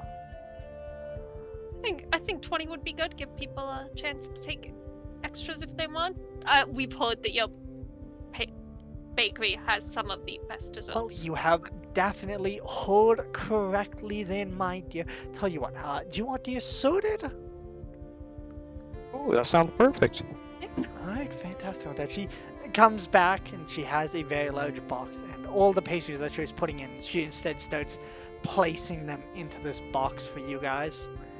And then once that's done, she takes it back, puts it down, closes it, pulls out a ribbon, ties a nice little bow around it as well, turns it just right, pushes it towards you. The pastries are about a silver each, so that'll be 20 silver. I I look got at it. you expectantly. Yeah, I got it. It's What like a muddy gentleman! bags. And that she takes the That's coins, why I keep them around. tucks it into her belt. Well, I hope you guys enjoy. I'll say that the peach ones, personally, are my all-time favorite of the assortment. Thank you. We'll keep that in mind. Well, I hope you guys have a lovely day. She Thank you very much. waves to you guys as you guys go, and as the door closes, she returns to work. These better be good. We have a heavily scarred and tattooed half-elf. In fine clothes. In fine clothes, we have a tall man in full armor, no skin showing at all, and then a dwarf in very fine glamour weave carrying a kobold. And the most stylish kobold. How dare you? Yeah, you gotta remember, Cole's wearing. Yeah, you You're still gotta- wearing your plate, aren't you? Oh, sorry, not your Got the plate. drip. Chainmail. Yeah. Chainmail. Your chainmail. Your pots and Wait. pan chainmail. He looks like he fell out of the kitchen cupboards. But he's battle ready. But that walk. That walk, though. Yeah, he had that It's spiked all in how you walk. swing the tail. The walk of shame. Alright. So where are you troublemakers off to next? Find Well, trouble. I'm assuming it should be about time to hit the mill. Sympathize this place. It could be. If you wanted to time it just right for that, you could. You tell me when you want to arrive. You know the town well enough. I Fashionably want to late. arrive 5 minutes before 5. Okay. And which gate would you like to approach? 6 minutes before, so I have time to change. Oh no, I'm including your changing in there. Like we are changed, ready, and at the door. Alright. So. You guys are Everybody changed. was You're already approaching. except for me. As you And, approach, one of the guards does kind of stop you guys and he goes, "No weapons past this point. I'm assuming you are the guests." We are. We Uh, brought dessert. Hold up the box. We are going to have to have someone check those as well. Of course, we expected as much. Weapons can just be left with this, and he points to a human off to his side. All of them are wearing like the same uniforms, but these guys are actually wearing half plate, and they have very large, sweeping blue cloaks that kind of go over one shoulder, almost like a matador. And you can see on their one side they have a rapier, and tucked into their right hand side they have hand axes, each of them. Are any of you proficient with religion? I am not. Don't think so. Nope. Nope. No? We have a cleric and a paladin, and nobody. Yeah, right? I was thinking that. Like, we have a cleric. A cleric? I'm a cleric of death. Alright, well, don't worry about it. You do notice that they have the same Millsworn emblem, but they also have a secondary emblem pinned on their other shoulder to hold the pauldron. It's not attached to a cape or anything, but they actually have 2 seals instead of 1. Can I roll a history at all? No, it's a religion check. It's just straight religion. You can do a d20 and add nothing if you want, but it'll be with disadvantage. Yeah, because my only thought, I mean, I'll try it. I mean, you know, you can't get hurt for trying it. No, that's a 6. A And then he 6. died. You I was have- just figuring that occasionally people talk about religion and history. Yeah, no, I'm aware, but it's from a place you've never been, so Yeah, you're it's a unsure. reach. So, Can't blame a guy for trying. I've seen this symbol before. Would I have any? maybe, but I'm gonna say it's fine. Don't worry about it. We'll see if we figure it out later. Okay. So with that, he gestures over. He holds his hands out for the thing, and he's expecting you guys to remove your weapons. I don't have any weapons on me that they can see.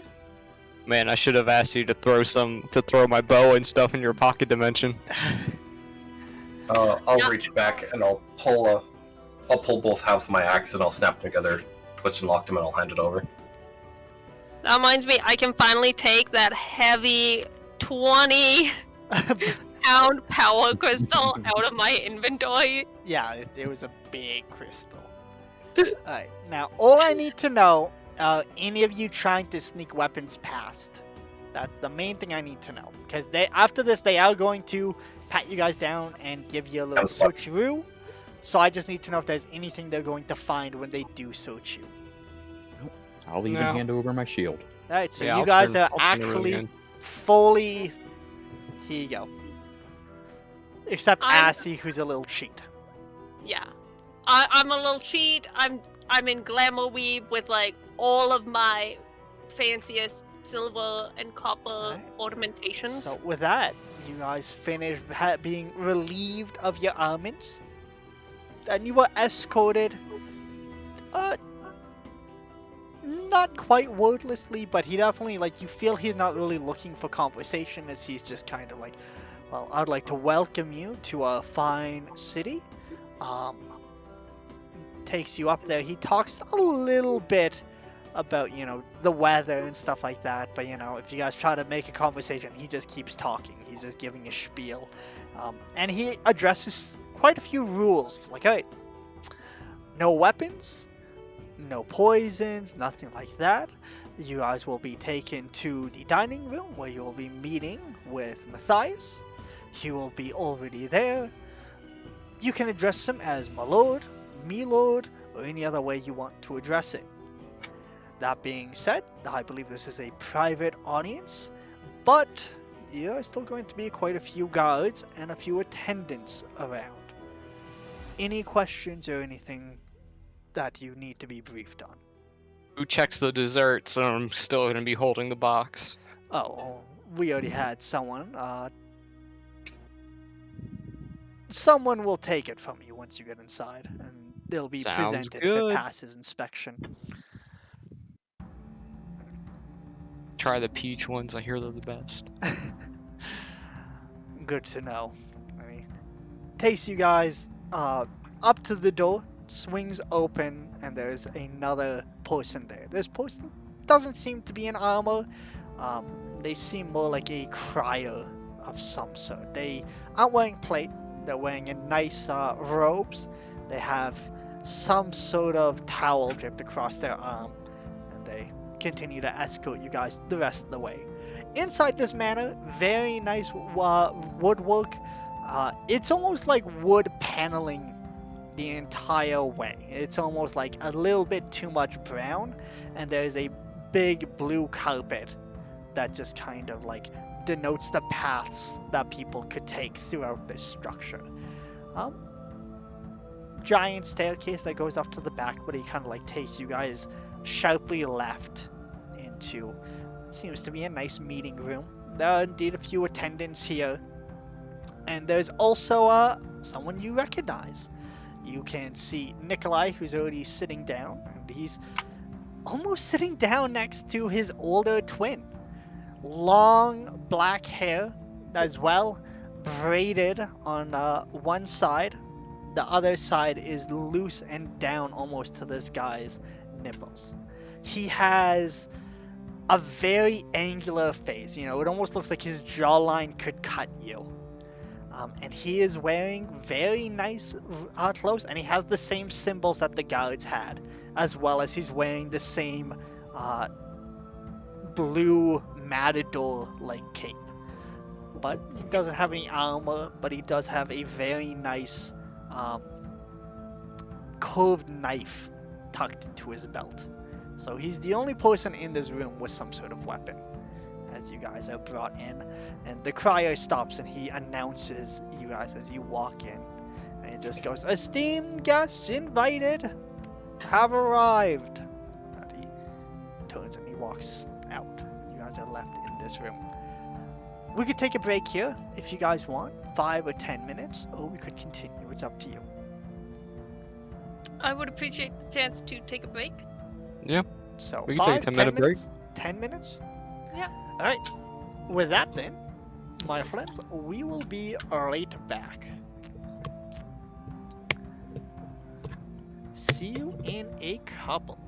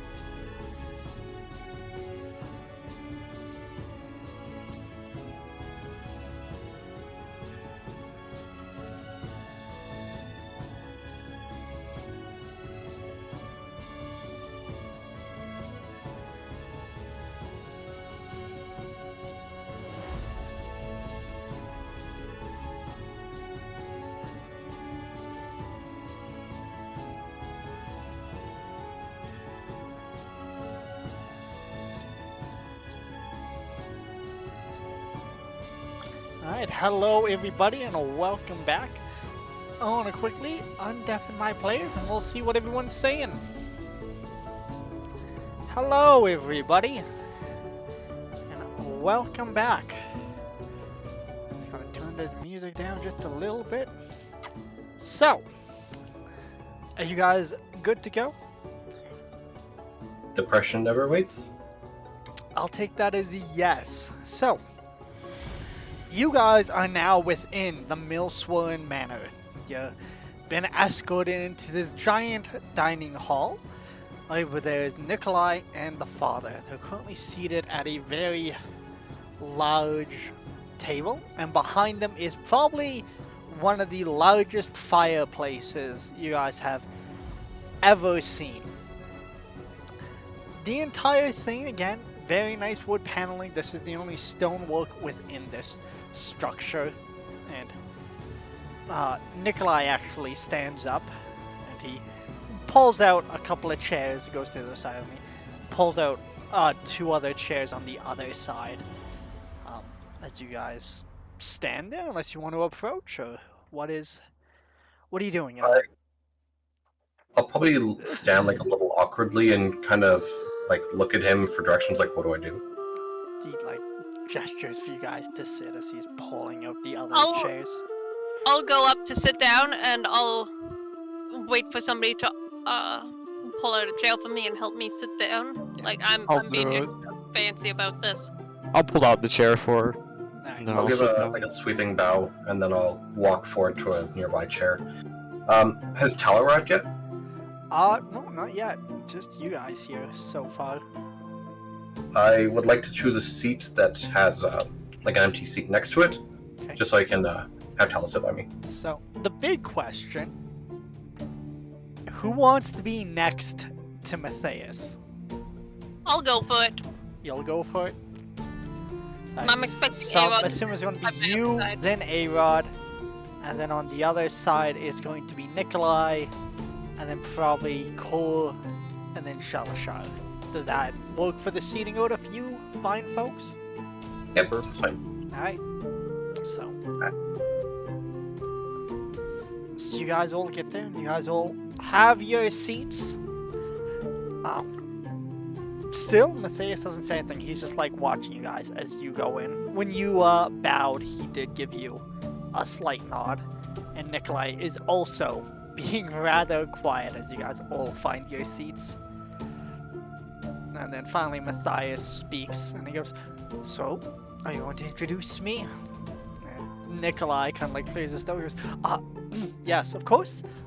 This one is Asapir.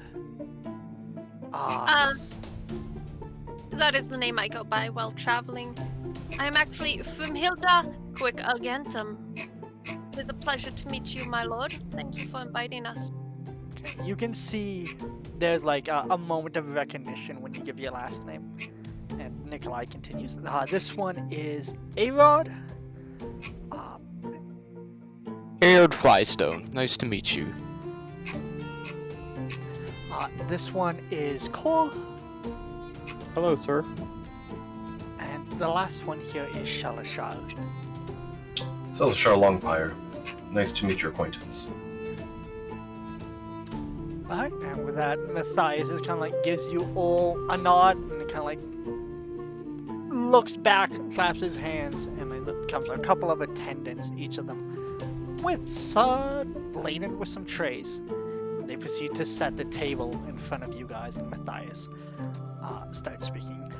Well, I would like to welcome all of you to my manor and to my fine city. I appreciate your efforts in getting my son back to me, and I've been told you've already been paid for that. Very graciously, of course. Thank you. Are you planning to stay around this city, or are you... I'll kind of like look amongst us. We were supposed to be taking some friends of Nikolai's down to explore the nearby area. So we'll be in and around the area if need be. Yeah, Nikolai also chimes in with that and goes, actually, about that, my father has agreed to help, and I'm actually going to be heading that project with Danny and Sarah. But it's probably going to be a little boring for the next couple of weeks as we chase down a couple of rumors and mysteries around the city. So there's Alright. that. Then we'll definitely be around the city. I'll probably try and pick up some work here where I can. I wanted a chance to spend some time with my family. Been a while since I've been back in Millskull. And I would love to show Cole around. Beautiful city. Thank you. Thank you. I appreciate that. You know, with the elections coming up, we're doing everything we can to keep it safe, spotless, as much as we can. Now, the only reason I bring this up is I was told you guys are quite handy and that you were able to deal with things on the road admirably and quickly, you know. And with that in mind, I was wondering if you guys were looking for an employee, if you were sticking around or anything like that. I don't want, and I don't mean, to bend anyone's ears or your hands. You're free to say no. Just let me know if there's anything I can do for you, if there's anything you're looking for. Yeah. I actually commissioned a piece of a set of armor for myself. It's going to be quite the financial undertaking, so I'm looking to pick up as much work as I can to fund this. Well, at this point, the attendants have finished setting the table, and you guys have a very nice feast in front of you. Can I get perception checks or investigation? It's up to you guys as you're looking at this food.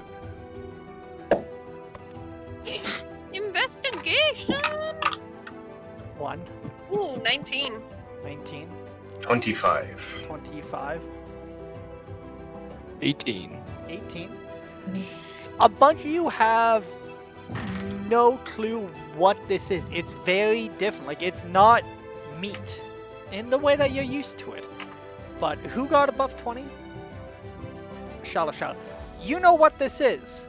And it kind of clicks that this is from Sigwolf. This is all insect meat of some sort. You know, this guy has taken the time to import this. And when I say insect meat, I mean like, you know, the bugs of Sigwolf are very large. You literally have like a steak of some sort of weird stringy meat in front of you. And around it as well, there's quite a few herbs and stuff like that. Some of you recognize, some of you you don't.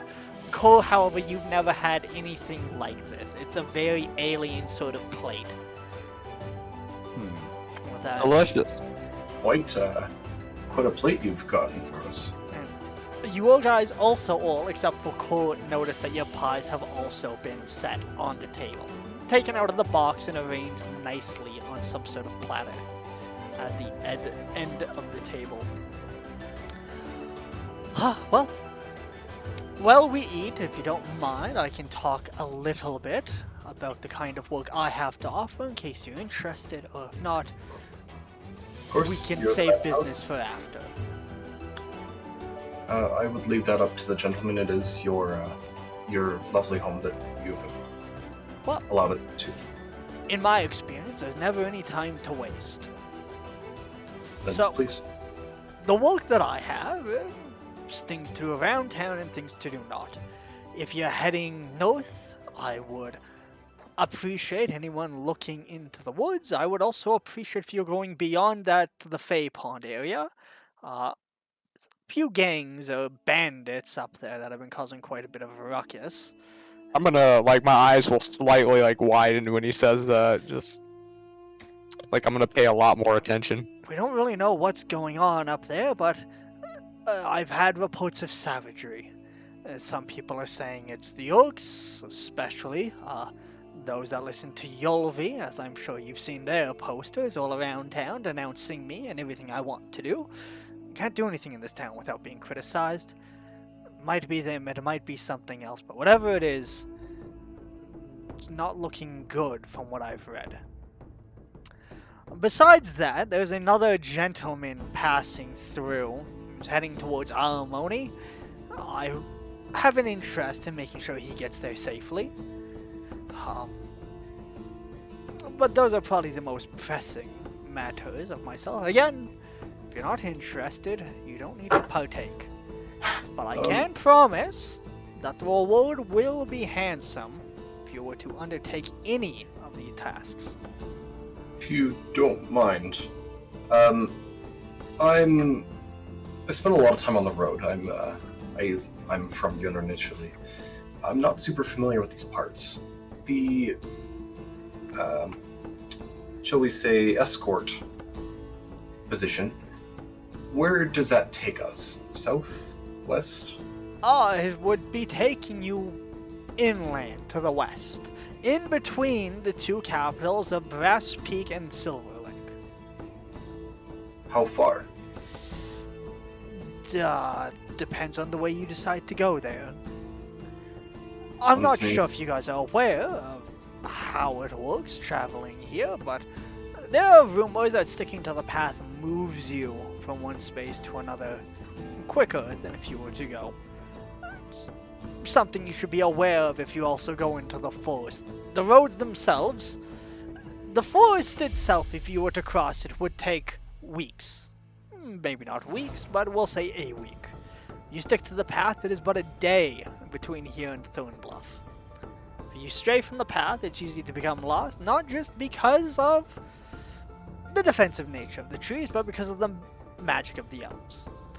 Same going farther towards the capitals. If you stick to the roads, you could maybe make the route in a week. If you were to stray from it, sightsee, you could spend months crossing much of Char.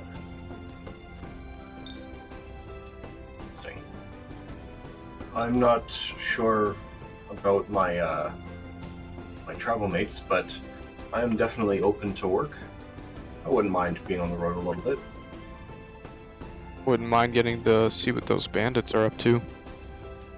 And if we help the city in the meantime, if we can aid you and, by extension, Nikolai, then I'm perfectly content helping.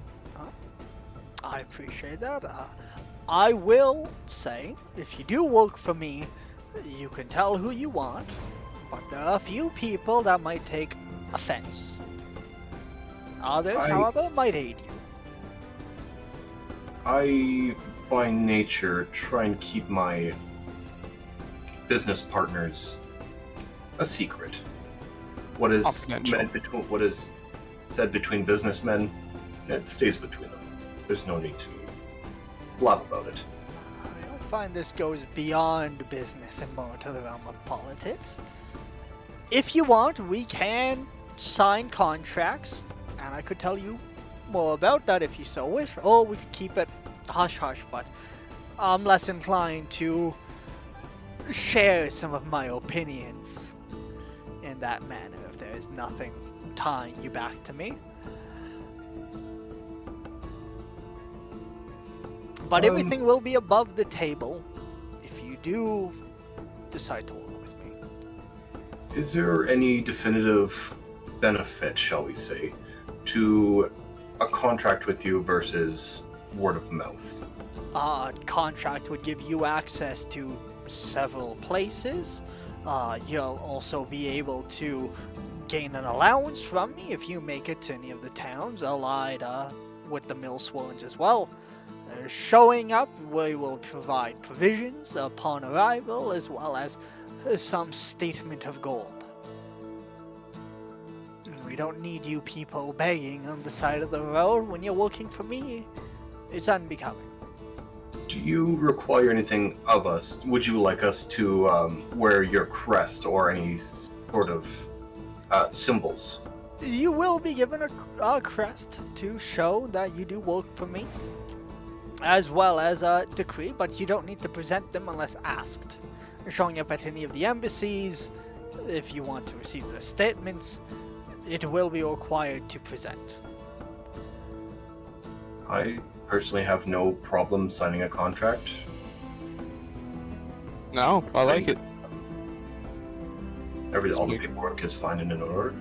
But as an upstanding businessman as yourself, I trust your word. I'm not a businessman. I'm simply a man with a dream.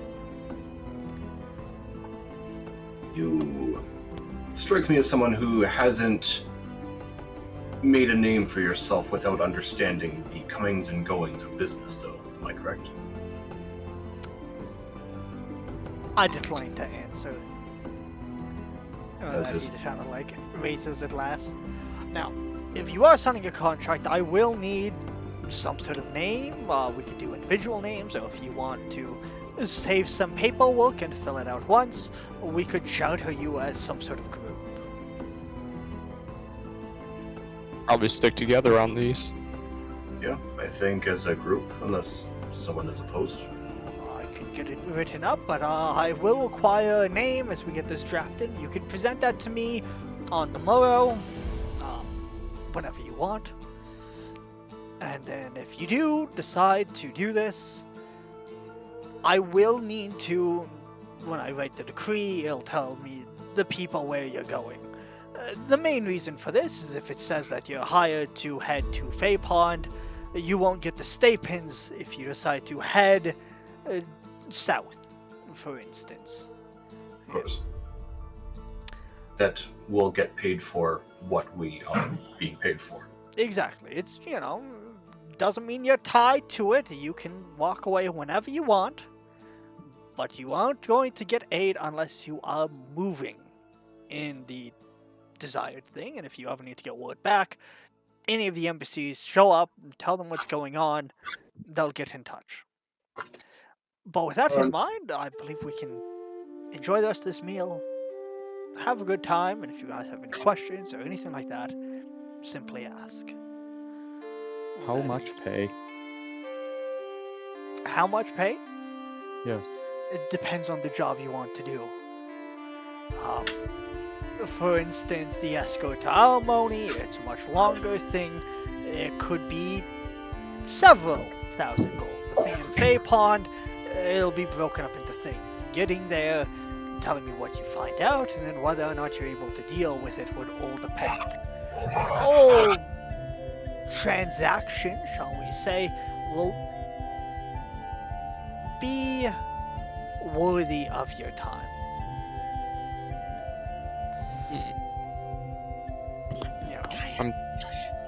I'm thinking we can head towards the Fey Pond and then go do this escort. You can discuss it amongst yourselves. I don't need to be privy to this, as I don't want to bend your ears. I don't want to have any impact. Oh no, not at all, not at all. Please, you've been gracious.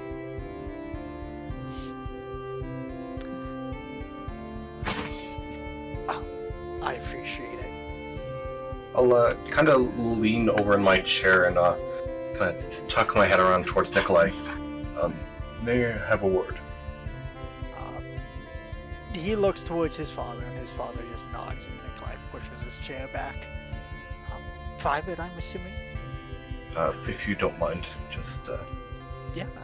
away from the table. Nikolai waits for you to stand.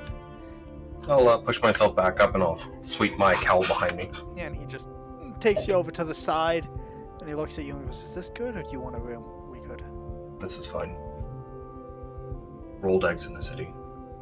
I've been informed. We stopped at AC's place to have lunch with her family before this, and he just brute forced his way into the home effectively. If he was to even try anything against me in the city, he would be a fool. He's There's not guards worried on about every this. street.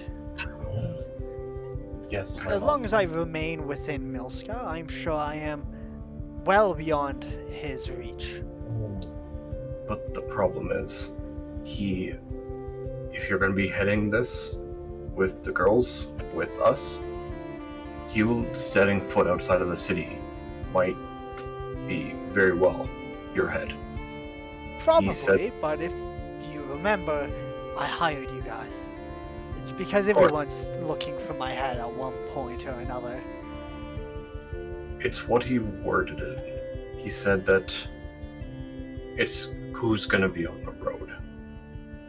The implication is that there's not just gonna be him.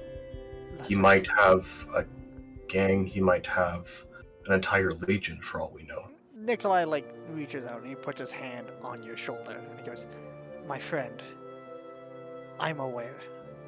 No matter where I go, someone's always going to be looking for me. It's part of being who I am. I appreciate your concern, but just know I'll fire someone else to go with me, or I'll have a thing of guards with me. You know, I've learned not to travel alone. And I appreciate your warning, and I appreciate your care. But it's just part of this." And he kind of like looks around at where you guys are. Alright. We'll try and stay on top of things, but just watch your back. I will, and you should too. And I'll just give like a little nod and kind of wave us back to the Quickly, table. before you go, he goes, "Do you know where Tala is?" I was hoping that she'd be here. Me too. It's not like her to be late. Do you know where were the girls staying? They're actually just upstairs. Do you know where Tala was staying? Thought she was with you. She said she'd meet us here tonight. I'll see if I can get someone to look for her. Let me know as soon as you can, if you don't mind. And he just kind of, instead of going back to the table, exits the room. I'll kind of shake myself of the conversation and briskly walk back to the table. Oh, sorry about that. Matters of safety and all that. Lean over to him, but everything okay? Rolled egg update and Talon's missing. Understood. But what a feast this is. If I'm not mistaken, this is from Sigwolf, yes? It is actually. Still myself a devout follower of the flame. So, do what we can to make it as close to that when we can. I'm so sorry for my dog. No problem. Actually, if you don't mind, I kind of wanted your, If you don't mind, could you inspect something for me? I don't know if it's fine on the table or not. I actually found this, and I believe it belongs to the flame. And I'll rummage through my bag, and I'll pull out the plain gauntlet. Oh. Matthias will take, and he'll kind of like look it over. He doesn't really seem to like strike anything in him. He like looks into like the gauntlet itself, and he goes, "Well, would you look at that? That's actually quite interesting." And he actually gestures for you to like move over a seat to where Nikolai was sitting. Good job. And he shows you the emblem on the inside as well as the inscription.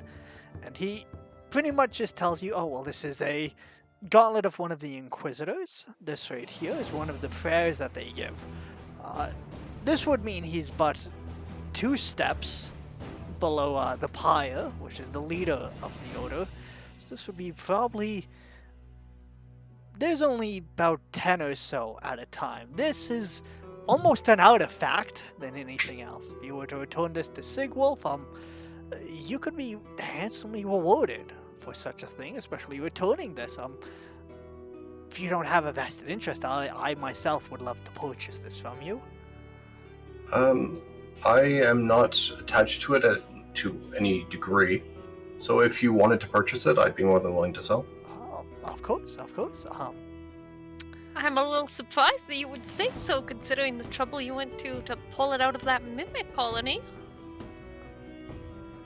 I will admit that originally I wanted to use it to model plate armor, but since I found a blacksmith in town, quite a talented blacksmith, and I'm just going to get the plate manufactured. So this was more Inspiration. Of course, no. Please. We'll discuss it. Bring it tomorrow, and I'll make sure that it's included as part of your contract. Of course. Oh, that. And I'll just kind of stow back in my bag. Right. Unless there's anything else you guys want to discuss, the dinner is going to be nice, smooth, easygoing, not a wrinkle. The plates are eventually cleared away wordlessly, and everything just moves as a well-oiled machine throughout the night. I'll ask him a little bit about like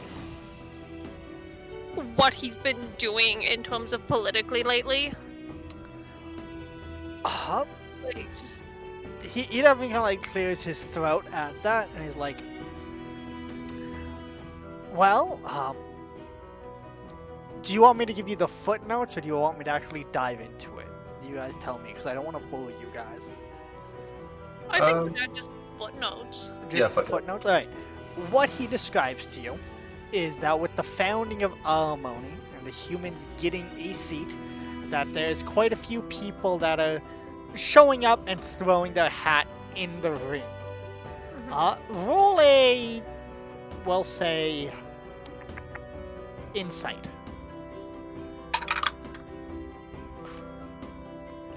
Be right back. Not great, but I am trained in it. 11. 11. Alright. So he lists off his 3 other main competitors. There's Darius Ozman. He explains that for himself, and one of the main things that's happening is the humans are competing for a seat at Alimony to have a voice.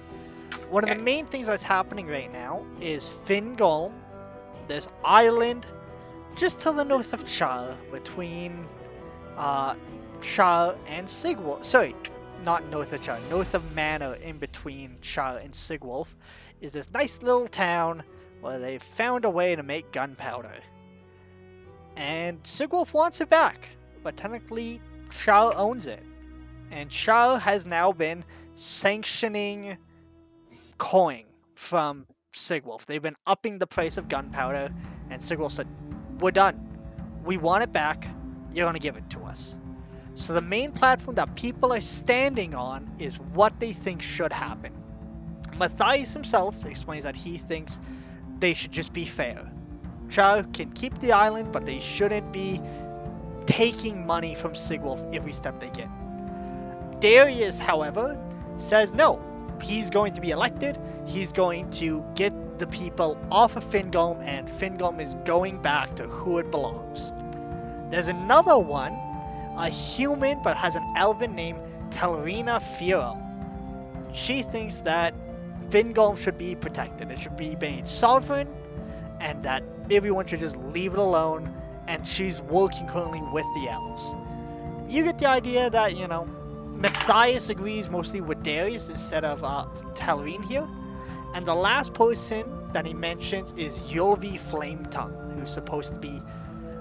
He has a direct line to someone within the Sacred Flame. But he's neglected to say what his position is, and he keeps saying, oh, I just want to get on the table, listen to the council, and I'll make the best call. But at the same time, Yulvi is paying everyone to stand against the others. He's been the most confrontational. His politics, he's like, don't worry about it. We'll just talk about it. We'll sit down. We'll figure it out. But he has smear campaigns for the other 3 candidates. And you can tell, Matthias does not like Yulvi at all. And he even mentions that, for instance, he wants to build a wall, and he's being called weak for it. He's been putting money into the city, and Yulvi's like, why is he doing this? Where is the money coming from? Think. Come on, think, sheeple. Yeah, so he's definitely the most confrontational, and then Telrine is the one that's also her politics are the most confrontational with the other 3 council members. Is kind of what's explained. There's a definite amount of money to be made from just giving it back, or with Sigwolf. And she's like, no, fuck you. Make them their own god. Yeah. And apparently, like, he doesn't get into it, but he's like, she has some pretty strange ideas, and he doesn't really agree with them. You know, even though he doesn't like Yulvi, he's almost like, I would rather Yulvi gets this seat instead of her if I can't have it.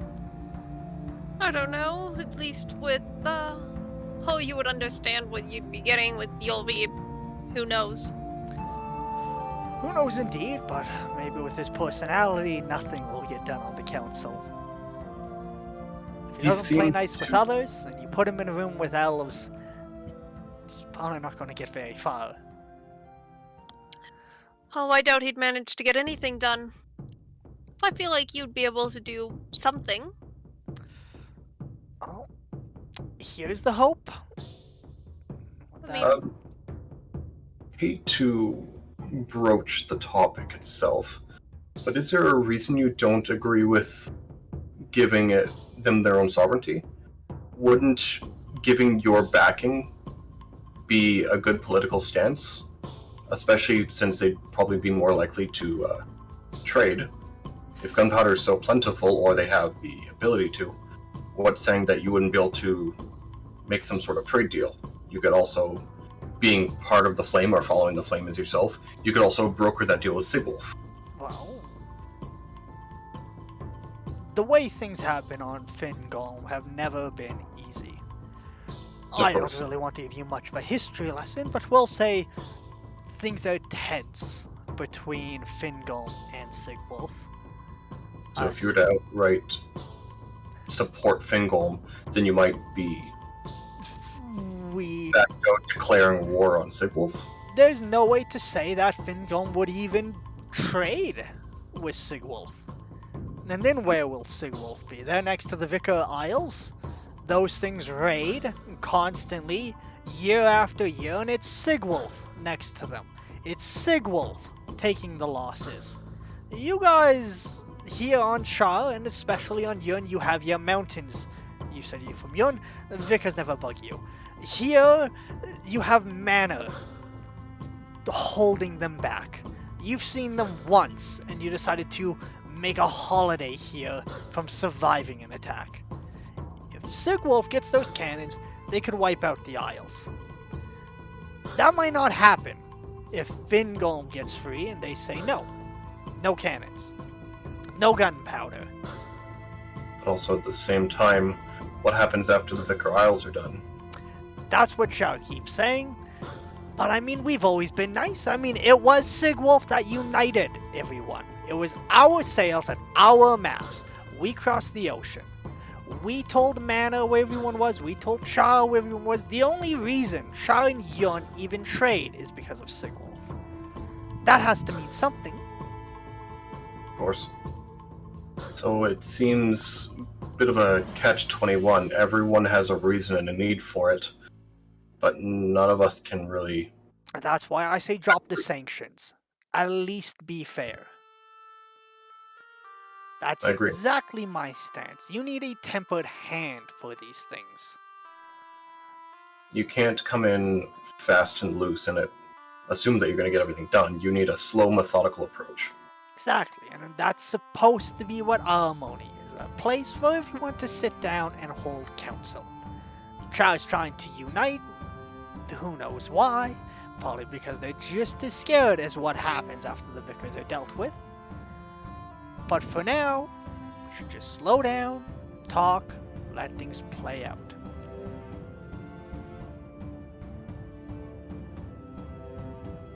Well, seeing as I may come into your employ, if you ever need information while we're up and around, Once contracts are signed, I'll be privy to say more. But for now, just for the sake of appearances, my lips are mostly sealed. Of course. So, with that, you guys have a good meal. There's a couple tense moments when politics are brought up and Matthias goes on longer rants about Fingolm, about what's going on, about his feelings towards several of the other up-and-comers or people running for the seat of Aramoni. But besides that, it is a very pleasant, although strange tasting meal for those of you that are not used to what it is that they feed or eat on Sigwolf.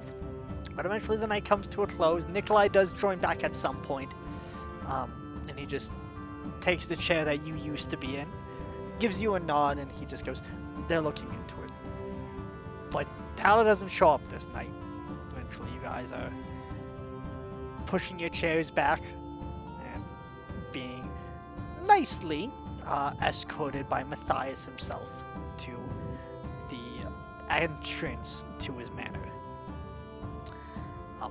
Once you guys make it to the gates, be sure to collect your weapons, don't leave them.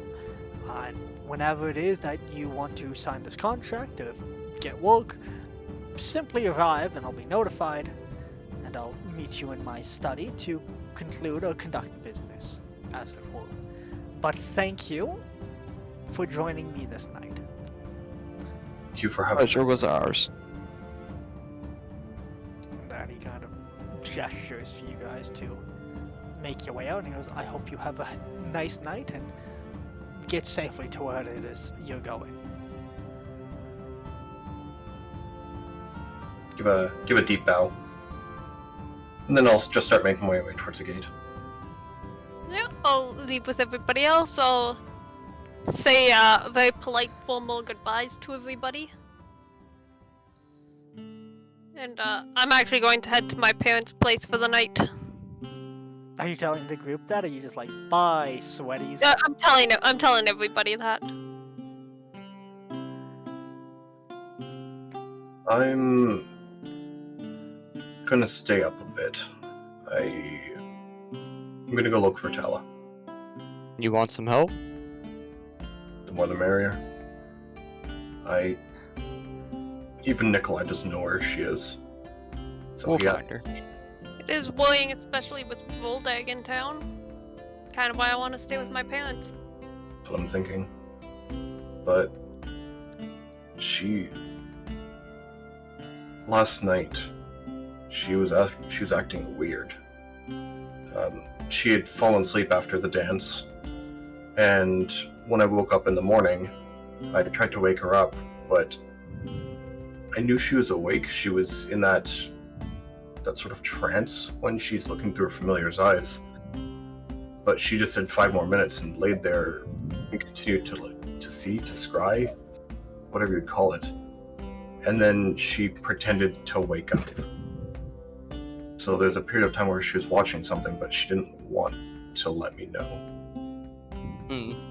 So I'm worried that there's something on her radar that's not being shared, or she thinks she can handle by herself. We'll find her, buddy. Don't worry. I'll put a hand on her shoulder. Well, Don't mind guys- me while I you'll know change where out to my find clothes. me. Cool. Are you gonna go back to the inn? Would you like us to put you up at the Quigargantum estate?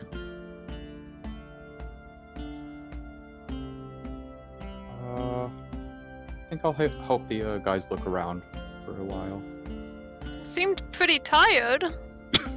Yeah, didn't sleep much. I'm good for another couple hours though. Okay, well, if you guys come to the estate, I'll make sure to have rooms for you. I appreciate it. Appreciate it. We'll definitely be by tonight. Okay, so Assy is going straight to the estate. Yep. Cole, where are you going? Where do you guys think we should start looking? Probably back at the inn, no? Last place we saw her. Probably. I don't see her getting into a lot of trouble in this end of the neighborhood. And I'm saying that's from my veiled cocoon. I'm changing my armor. Okay. Just a black cloud walking with them. What I a don't group. see her getting into much trouble in this neighborhood, so I'm assuming that someone will have some sort of notice of Tala. I mean, she kind of sticks out. Yeah, it's hard to miss. Alright. so that you guys are heading back to the Fleeting Sparrow. Mhm. Now, as you guys get there, there is one fellow outside that you recognize, and it's Hank. And when he sees A-Rod, he like waves towards you. I'll give him a little polite, like, And he's gonna like kind of jog up towards you, and he goes, "Where is your friend, my dancing partner?" oh, she's back at her house. Oh, well, if you see her, let her know there's another dancing competition, and I would like her as a partner. I'll make sure the message gets passed along and kind Oh, of look back to it, like, it is tomorrow night, and it is very important. I think we have an actual shot at winning this thing, me and her. better watch those elbows in there this time. No, the elbow is the reason we're gonna win this thing. And I, like, claps you on the shoulder. You're a good man. If you don't mind, the lady we were with yesterday, the Wanty, Oh, your dance partner? have you seen her around? Oh, that's a tough break for you. You lost to a gnome? She's in there drinking. That he skips Oh, off down thank the God. road. See, it's all fine.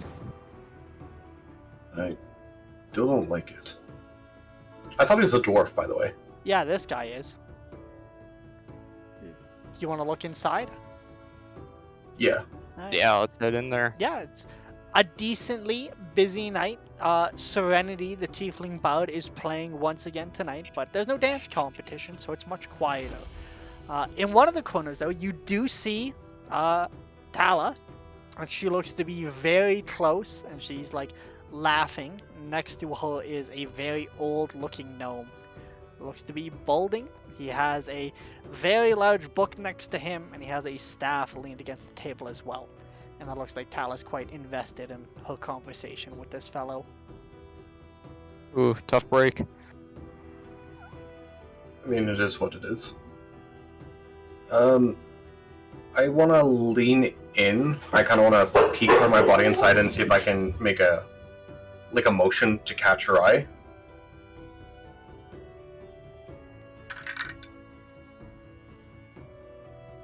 She doesn't seem to even look up or away from this gnome. She's quite invested in the conversation, whatever it is. What time of day is it? It's quite late. We'll say you've been at the manor for a little bit, so it's about 7:30ish. Okay, so the You know, sun's going You guys down. weren't having dinner, you were having a feast. Like, it was long, there was courses. But the sun hasn't begun to set. Yeah, not yet. It's You know, starting it's to get the low, but- sky's starting to turn dark, and you guys are just now starting to get like the red runes every once in a while arcing across the blue sky.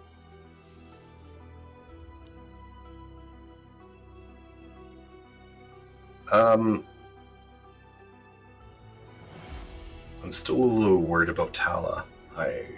Well, why don't we just go talk to her then? You're not wrong, but she might be working on something, so I'm a little hesitant to just barge in.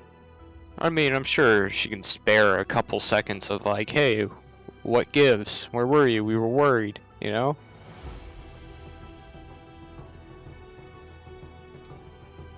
Yeah. The direct approach is often the best one, I find.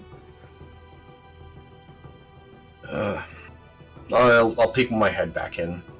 Alright. Still, same thing? Yep, same thing. She's just there having a conversation. But you can see now, like, you know, they have quite a few cups on the table as well, as if they've been drinking for quite a while. I'm gonna do in a bit of a more roundabout sense.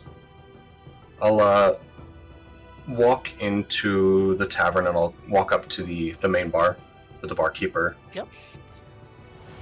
Does he recognize us? Yeah, he recognizes you. He's already on his way over, and as he's walking, he picks up a bottle, and he brings it over to you, and he goes, assume you're wanting one of these since you got two last night.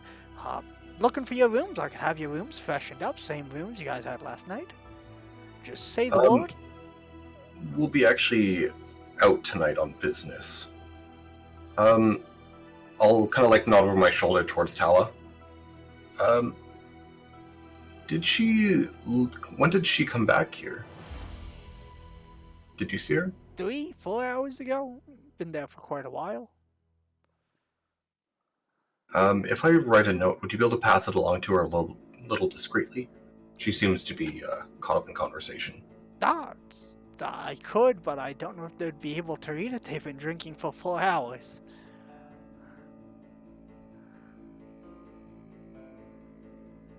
Yeah, it's worth a shot anyways.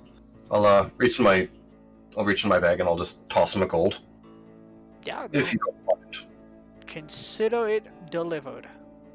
I'll take an ale. I'll take one over here. Discreetly, and he winks at you as he like grabs a cup, pours some ale into it, and slides it towards you, A-Rod. Thank you. What do I owe you, sir? Oh, fine gentleman here covered it, as I'm assuming you two are together. Well, yeah, bottoms up then. Thanks, bud. I don't want to start pounding it. He's already Judge, getting another Did you one want ready. some? Anybody? I'll write down. You heartless bitch. Broke my heart. I hate you. You missed dinner. We were worried that something happened. Rolled eggs in the city. Contact me as soon as you can. Sal. Okay. Better call Saul. Do you want anything, small one? And he like looks over the counter at you. No, I think I'm gonna head out in a moment. Alright, well, We're heading home. Or heading back to the estate. Yeah, I think I'll just go let Assy know that Tala was here all the time. Really nothing to worry about. Actually, I'll handle it now. What's the range on our earrings again? It's sending, right? Message. Our message, so... So Like, not what's- terribly long. You guys probably 100, aren't in 150 range. feet. Yeah, okay. So while you guys are doing this, the barkeep exits the bar, goes over to their table, puts down another drink for them. And it looks like he has the paper there as well. And you can see he's put it down in front of Tala without addressing it. So discreet enough, you know, he's not exactly a master spy, but the note's in front of her. Should we just meet up here in the morning? I think so. Okay. I wanted to swing by the blacksmith and check on my cowl, inform him that I'll be in town for the next little while. Then I'll probably be heading back to the estate to get some rest. I need to talk to Matthias tomorrow about getting our contract signed, getting everything in motion. Sounds like a plan.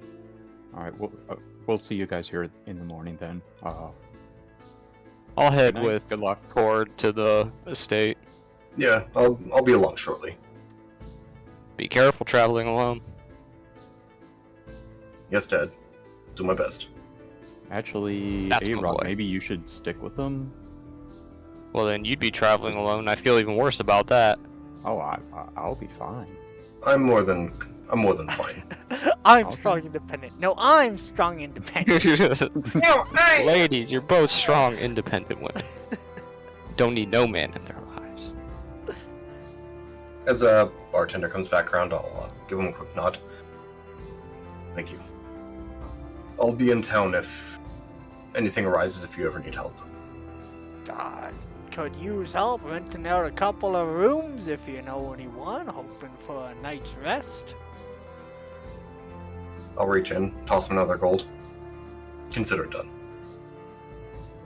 What rooms do you want? Don't need any. Well, thank you for your hospitality and tips. Consider that cover for her room if she ends up staying here. Oh, they haven't booked a room. I asked. Guess that small one's there, some sort of wizard or something. Yeah, I gather that much by his spellbook. He insists that when you talk to him, you make sure you call him the Grand. So, What a grandiose asshole. Word is he found a way to make a city float, and he's off to Almoni to do it. Don't say. Oh.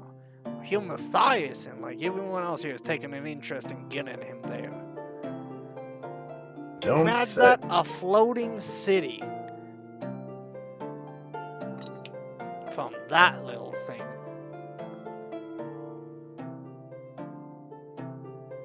That's good to know. Rumors, you know? Rumors, There's always a little bit of truth in them. you know, to the day cities fly. And he like slides you a mug. I'll give him a little cheers and then I'll lift up the cowl a little bit and just down it. Alright. To the day cities fly. I hope you guys have a nice night. I've got some other people to attend to.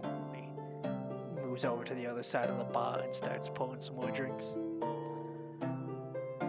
As I step away, I'll kind of lean in towards her and Arod. So a potential business partner Tal is meeting with. That explains it. Suppose You really think he can make a city fly? if there's one thing I know, so I have no fucking idea what wizards can do. Well, it's you and me both. Did you ever figure that elves could weaponize trees? Eh. Like, that's nature's their whole shtick. But making a steel forest? Like, I'm not going to pretend to know exactly what arcane magic can do. I barely just tapped the potential of what I'm able to do by the gracing of Juxta. And if anyone can make it fly, could very well be that little man there. What a world. What a fucking world. Well, I guess we're gonna head out. I'll be along shortly. Stay safe out there, alright, Salshar? I'll do my best not to get into trouble. Good. That's what I Alright, like to fight hear. that wizard.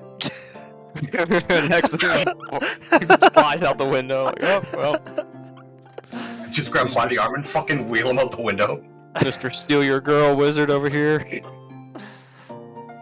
Alright, so Cole and Arod, you both are heading back to the estate then, yeah? Yep. Once I get in range, I'll shoot AC a message through the earring. I'm just like, hey, we're on our. I'm here with Cord. We're on our way back. We found her, by the way. You got it. And Shalashar, what are Yeah. you doing? I wanted to go back around and go to the nearby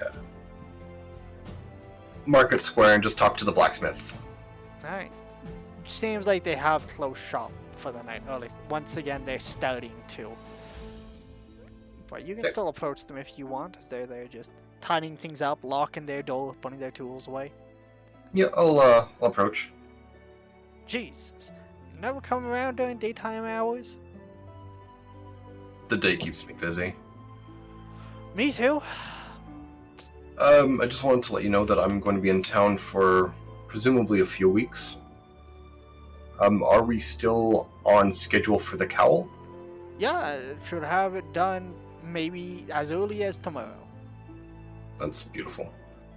I'm going to be picking up some more work, so I should be able to pass along more gold for the down payment of the plate. Good, I'm gonna need it. That stuff is expensive. Yeah, I figured it'd be a little pricey. But I think you'll be happy with the work. No, I take it back. I know you'll be happy with the work. That's why I chose you. There's something about your craft that you're very methodical. I appreciate that. Guess you have good taste and an excellent judge of character. But I hope you have a good night. Gonna get Beautiful. home to my family. You have no pressing dance-offs or anything like that I need to worry about tonight. I can... Not tonight, unfortunately. Should I? Tomorrow, then. I'll have one tomorrow. Yeah, Okay. I'll make sure to come last minute. You seem to do that. You have yourself a nice night and you stay safe. You as well. I'll give him a deep bow. Then I'll turn on my heel and I'll skirt my way around the market and probably head off down towards the Quicks estate. Alright. So with that, you guys eventually, staggered as it is, arrive safely at Asapier's family's lovely home. I want a Okay. chance to talk to my parents, brothers a bit if they're around. You bet. Your brothers aren't, but your parents are. And they're actually kind of like just, having a nice thing. And when you actually get home, as you went there before anyone else, and when you have this conversation, they left the door unlocked, and the gate open. So you just walk in there, push the door open. Yeah, I come in, I go and I find them and I sit with them. Yeah, they're in, the same kind of lounge area. Your father's drinking tea. Your mother also seems to have some sort of tea, but her, it's some sort of nightcap. It's not just tea. Yeah, nothing like that. It's just, what she likes. It's the taste more than anything. You've, never actually seen your mother drunk. She drinks every day. But, it's like she has some sort of unnatural tolerance. That, or she only ever drinks really, really weak stuff. She does it for the I've taste seen it and the happen. enjoyment more than anything else. Yeah. Right. They see you and, they give you a nice little wave and they inquire. How did it go? Oh, not bad. They want to hire us to do some work. What do you guys think of the mill swans? Your mother seems like, she goes to speak, but your father already has a strong opinion. He's always had the strongest opinions in the house. I have nothing against the man. He's short-lived, but he seems bent on doing the most he can with the time he has. Maybe spends gold a little foolishly, but I have nothing against him. Humans, it's difficult to really say they'll have a long-lasting thing, but they want to sit on the council, they'll have their seat, and hopefully we'll be able to mitigate the damage from anything impulsive they might want to do. From what I've heard recently, he seems like the better choice out of all four of them. Maybe, I haven't really put too much thought into it. Everything's so distant, They make it sound like it's the end of the world. It's not. Things will blow over and, you look, they're there, and you look again, and, they grow up and die in the same time it takes one of us to even really understand what it is to be an elf. Just the way it is with humans. They're always in a rush. Don't have nearly as much time to spend on everything, don't they? You would think so, but I appreciate their spirit, as your mother does too, They're wonderful. They can learn so much, they can burn so bright, but they don't have the same perspective. That's really what it comes down to. Nothing against them, but they're just so chaotic. It's always now.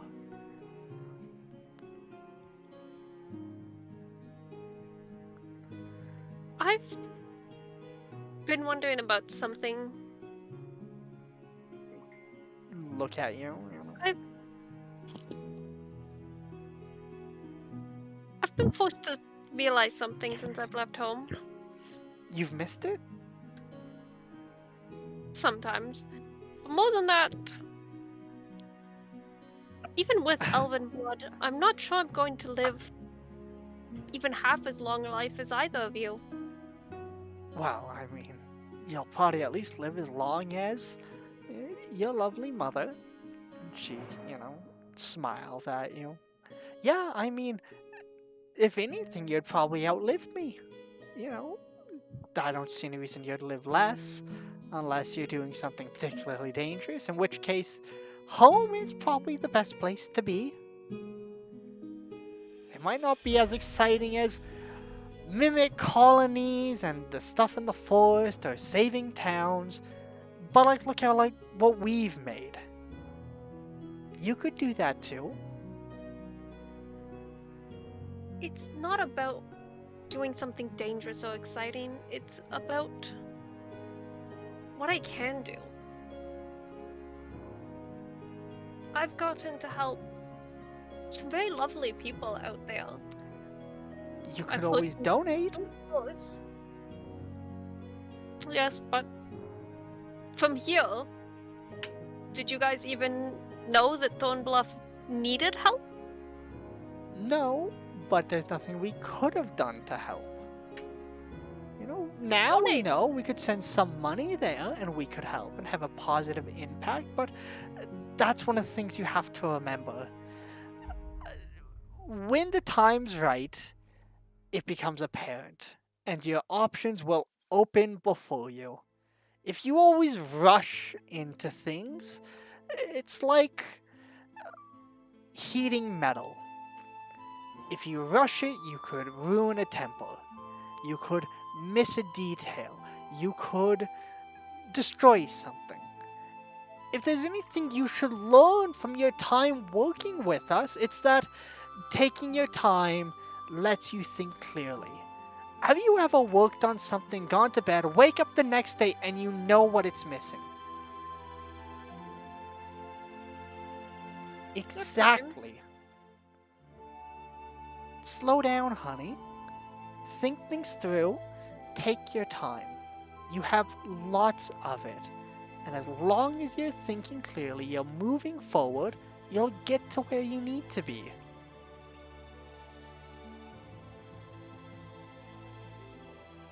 Probably right.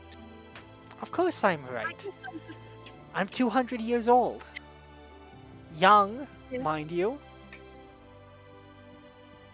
I guess mostly I've been wondering lately where I would go next. I've met people pointed out that elves go to a different place when they pass on from this world, and Hell, I've been wondering if where I would go on to. Oh, I've never really had to give much thought about that, but perhaps you could ask a priest or a cleric. I'm sure you have more choice to that than you might think, honey. Lots of people follow different faiths, and lots of people have different ideas. That is definitely something you shouldn't rush to discover. I think though that I won't discover it unless I leave. We're talking about leaving the house or leaving the world? Both. And Go you're in a for it. rush to do that, are you? Come here, eat my sandwiches, and off the next day, is it? We're going to be hanging around for at least a little while. If you are on the road again, please watch out for your younger brother. I have no idea where he's gotten off to. The other ones, they've settled down, they have little families now, but they decided to follow after you left. Not blaming you, but I'm hoping to have a similar conversation when they inevitably come back. Hopefully Are it you won't saying I take 2 started years. a bit of a trend? Seems to be. Well, it takes 3 to be a trend. I think at this point it's just a pattern. Or is it the other way around? Whatever it is, you've been a naughty influence. How would I have been an influence? Barely born when I left. Yeah, but we still talk, you know? They see their other siblings here doing things and they go, well, where's Assy? Where's Assy? And all I can say is, I don't know. Do you know where they went at all? You think they... Direction went? I guess you wouldn't know. No, they didn't tell us anything. They just... Maybe they were looking for you? Oh, I hope not. I made terrible mistakes out there. Is there anything else, honey? I think we're just going to tuck down for the night. Have a couple of pieces to work on in the morning, and best to start early. I'm gonna hang out, wait and see if my companions arrive. That your mother goes to leave and your father goes to follow, but then kind of like stops and he looks back towards you and goes, Assy, a word of advice. Change in the world happens because of patterns, and that's really all I have to say. If you want to change the world, start small, make it a habit, and eventually you will. You don't need to do big things to make it a positive place or to make it a different place. And that he's gonna kiss you on the forehead. So you stay safe. Don't do anything risky for some big thing. Small steps.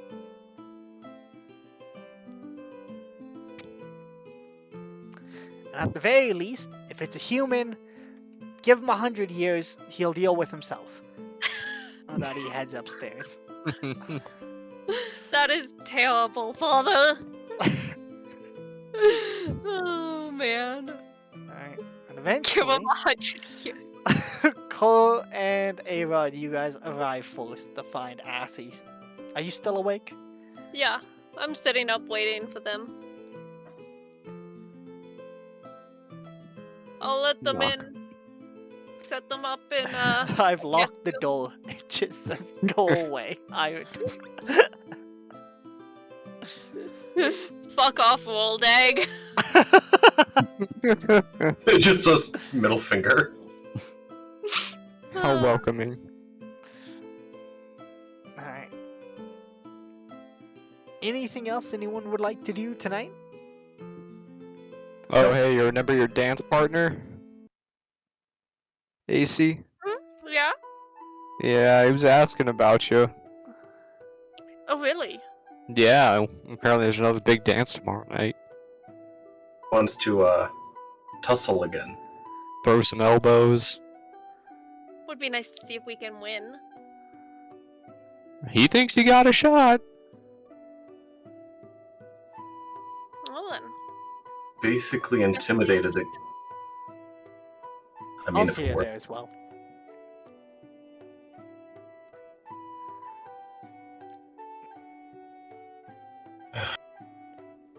I think we should turn in for the night. Probably a good idea. Been a long day. You're looking pretty worn out there, Kerr. Yeah. Alright. Well, we could end this session here. But if you guys want, I will say it might be worth figuring out what it is you want to call your party, unless you want to do that next episode. Which Ooh, also completely fine. that might be take a week. We can all bounce around ideas. Yeah. Yeah, I think giving a little bit of time to bounce it around. Alright, next session it is. So with that in mind, to all of you joining us, thank you. I appreciate it. I hope you guys have a nice night. We'll be ending today's session here, and we will hopefully see you next week. Until then, I hope you have a good day and a good night. Bye-bye. Oh.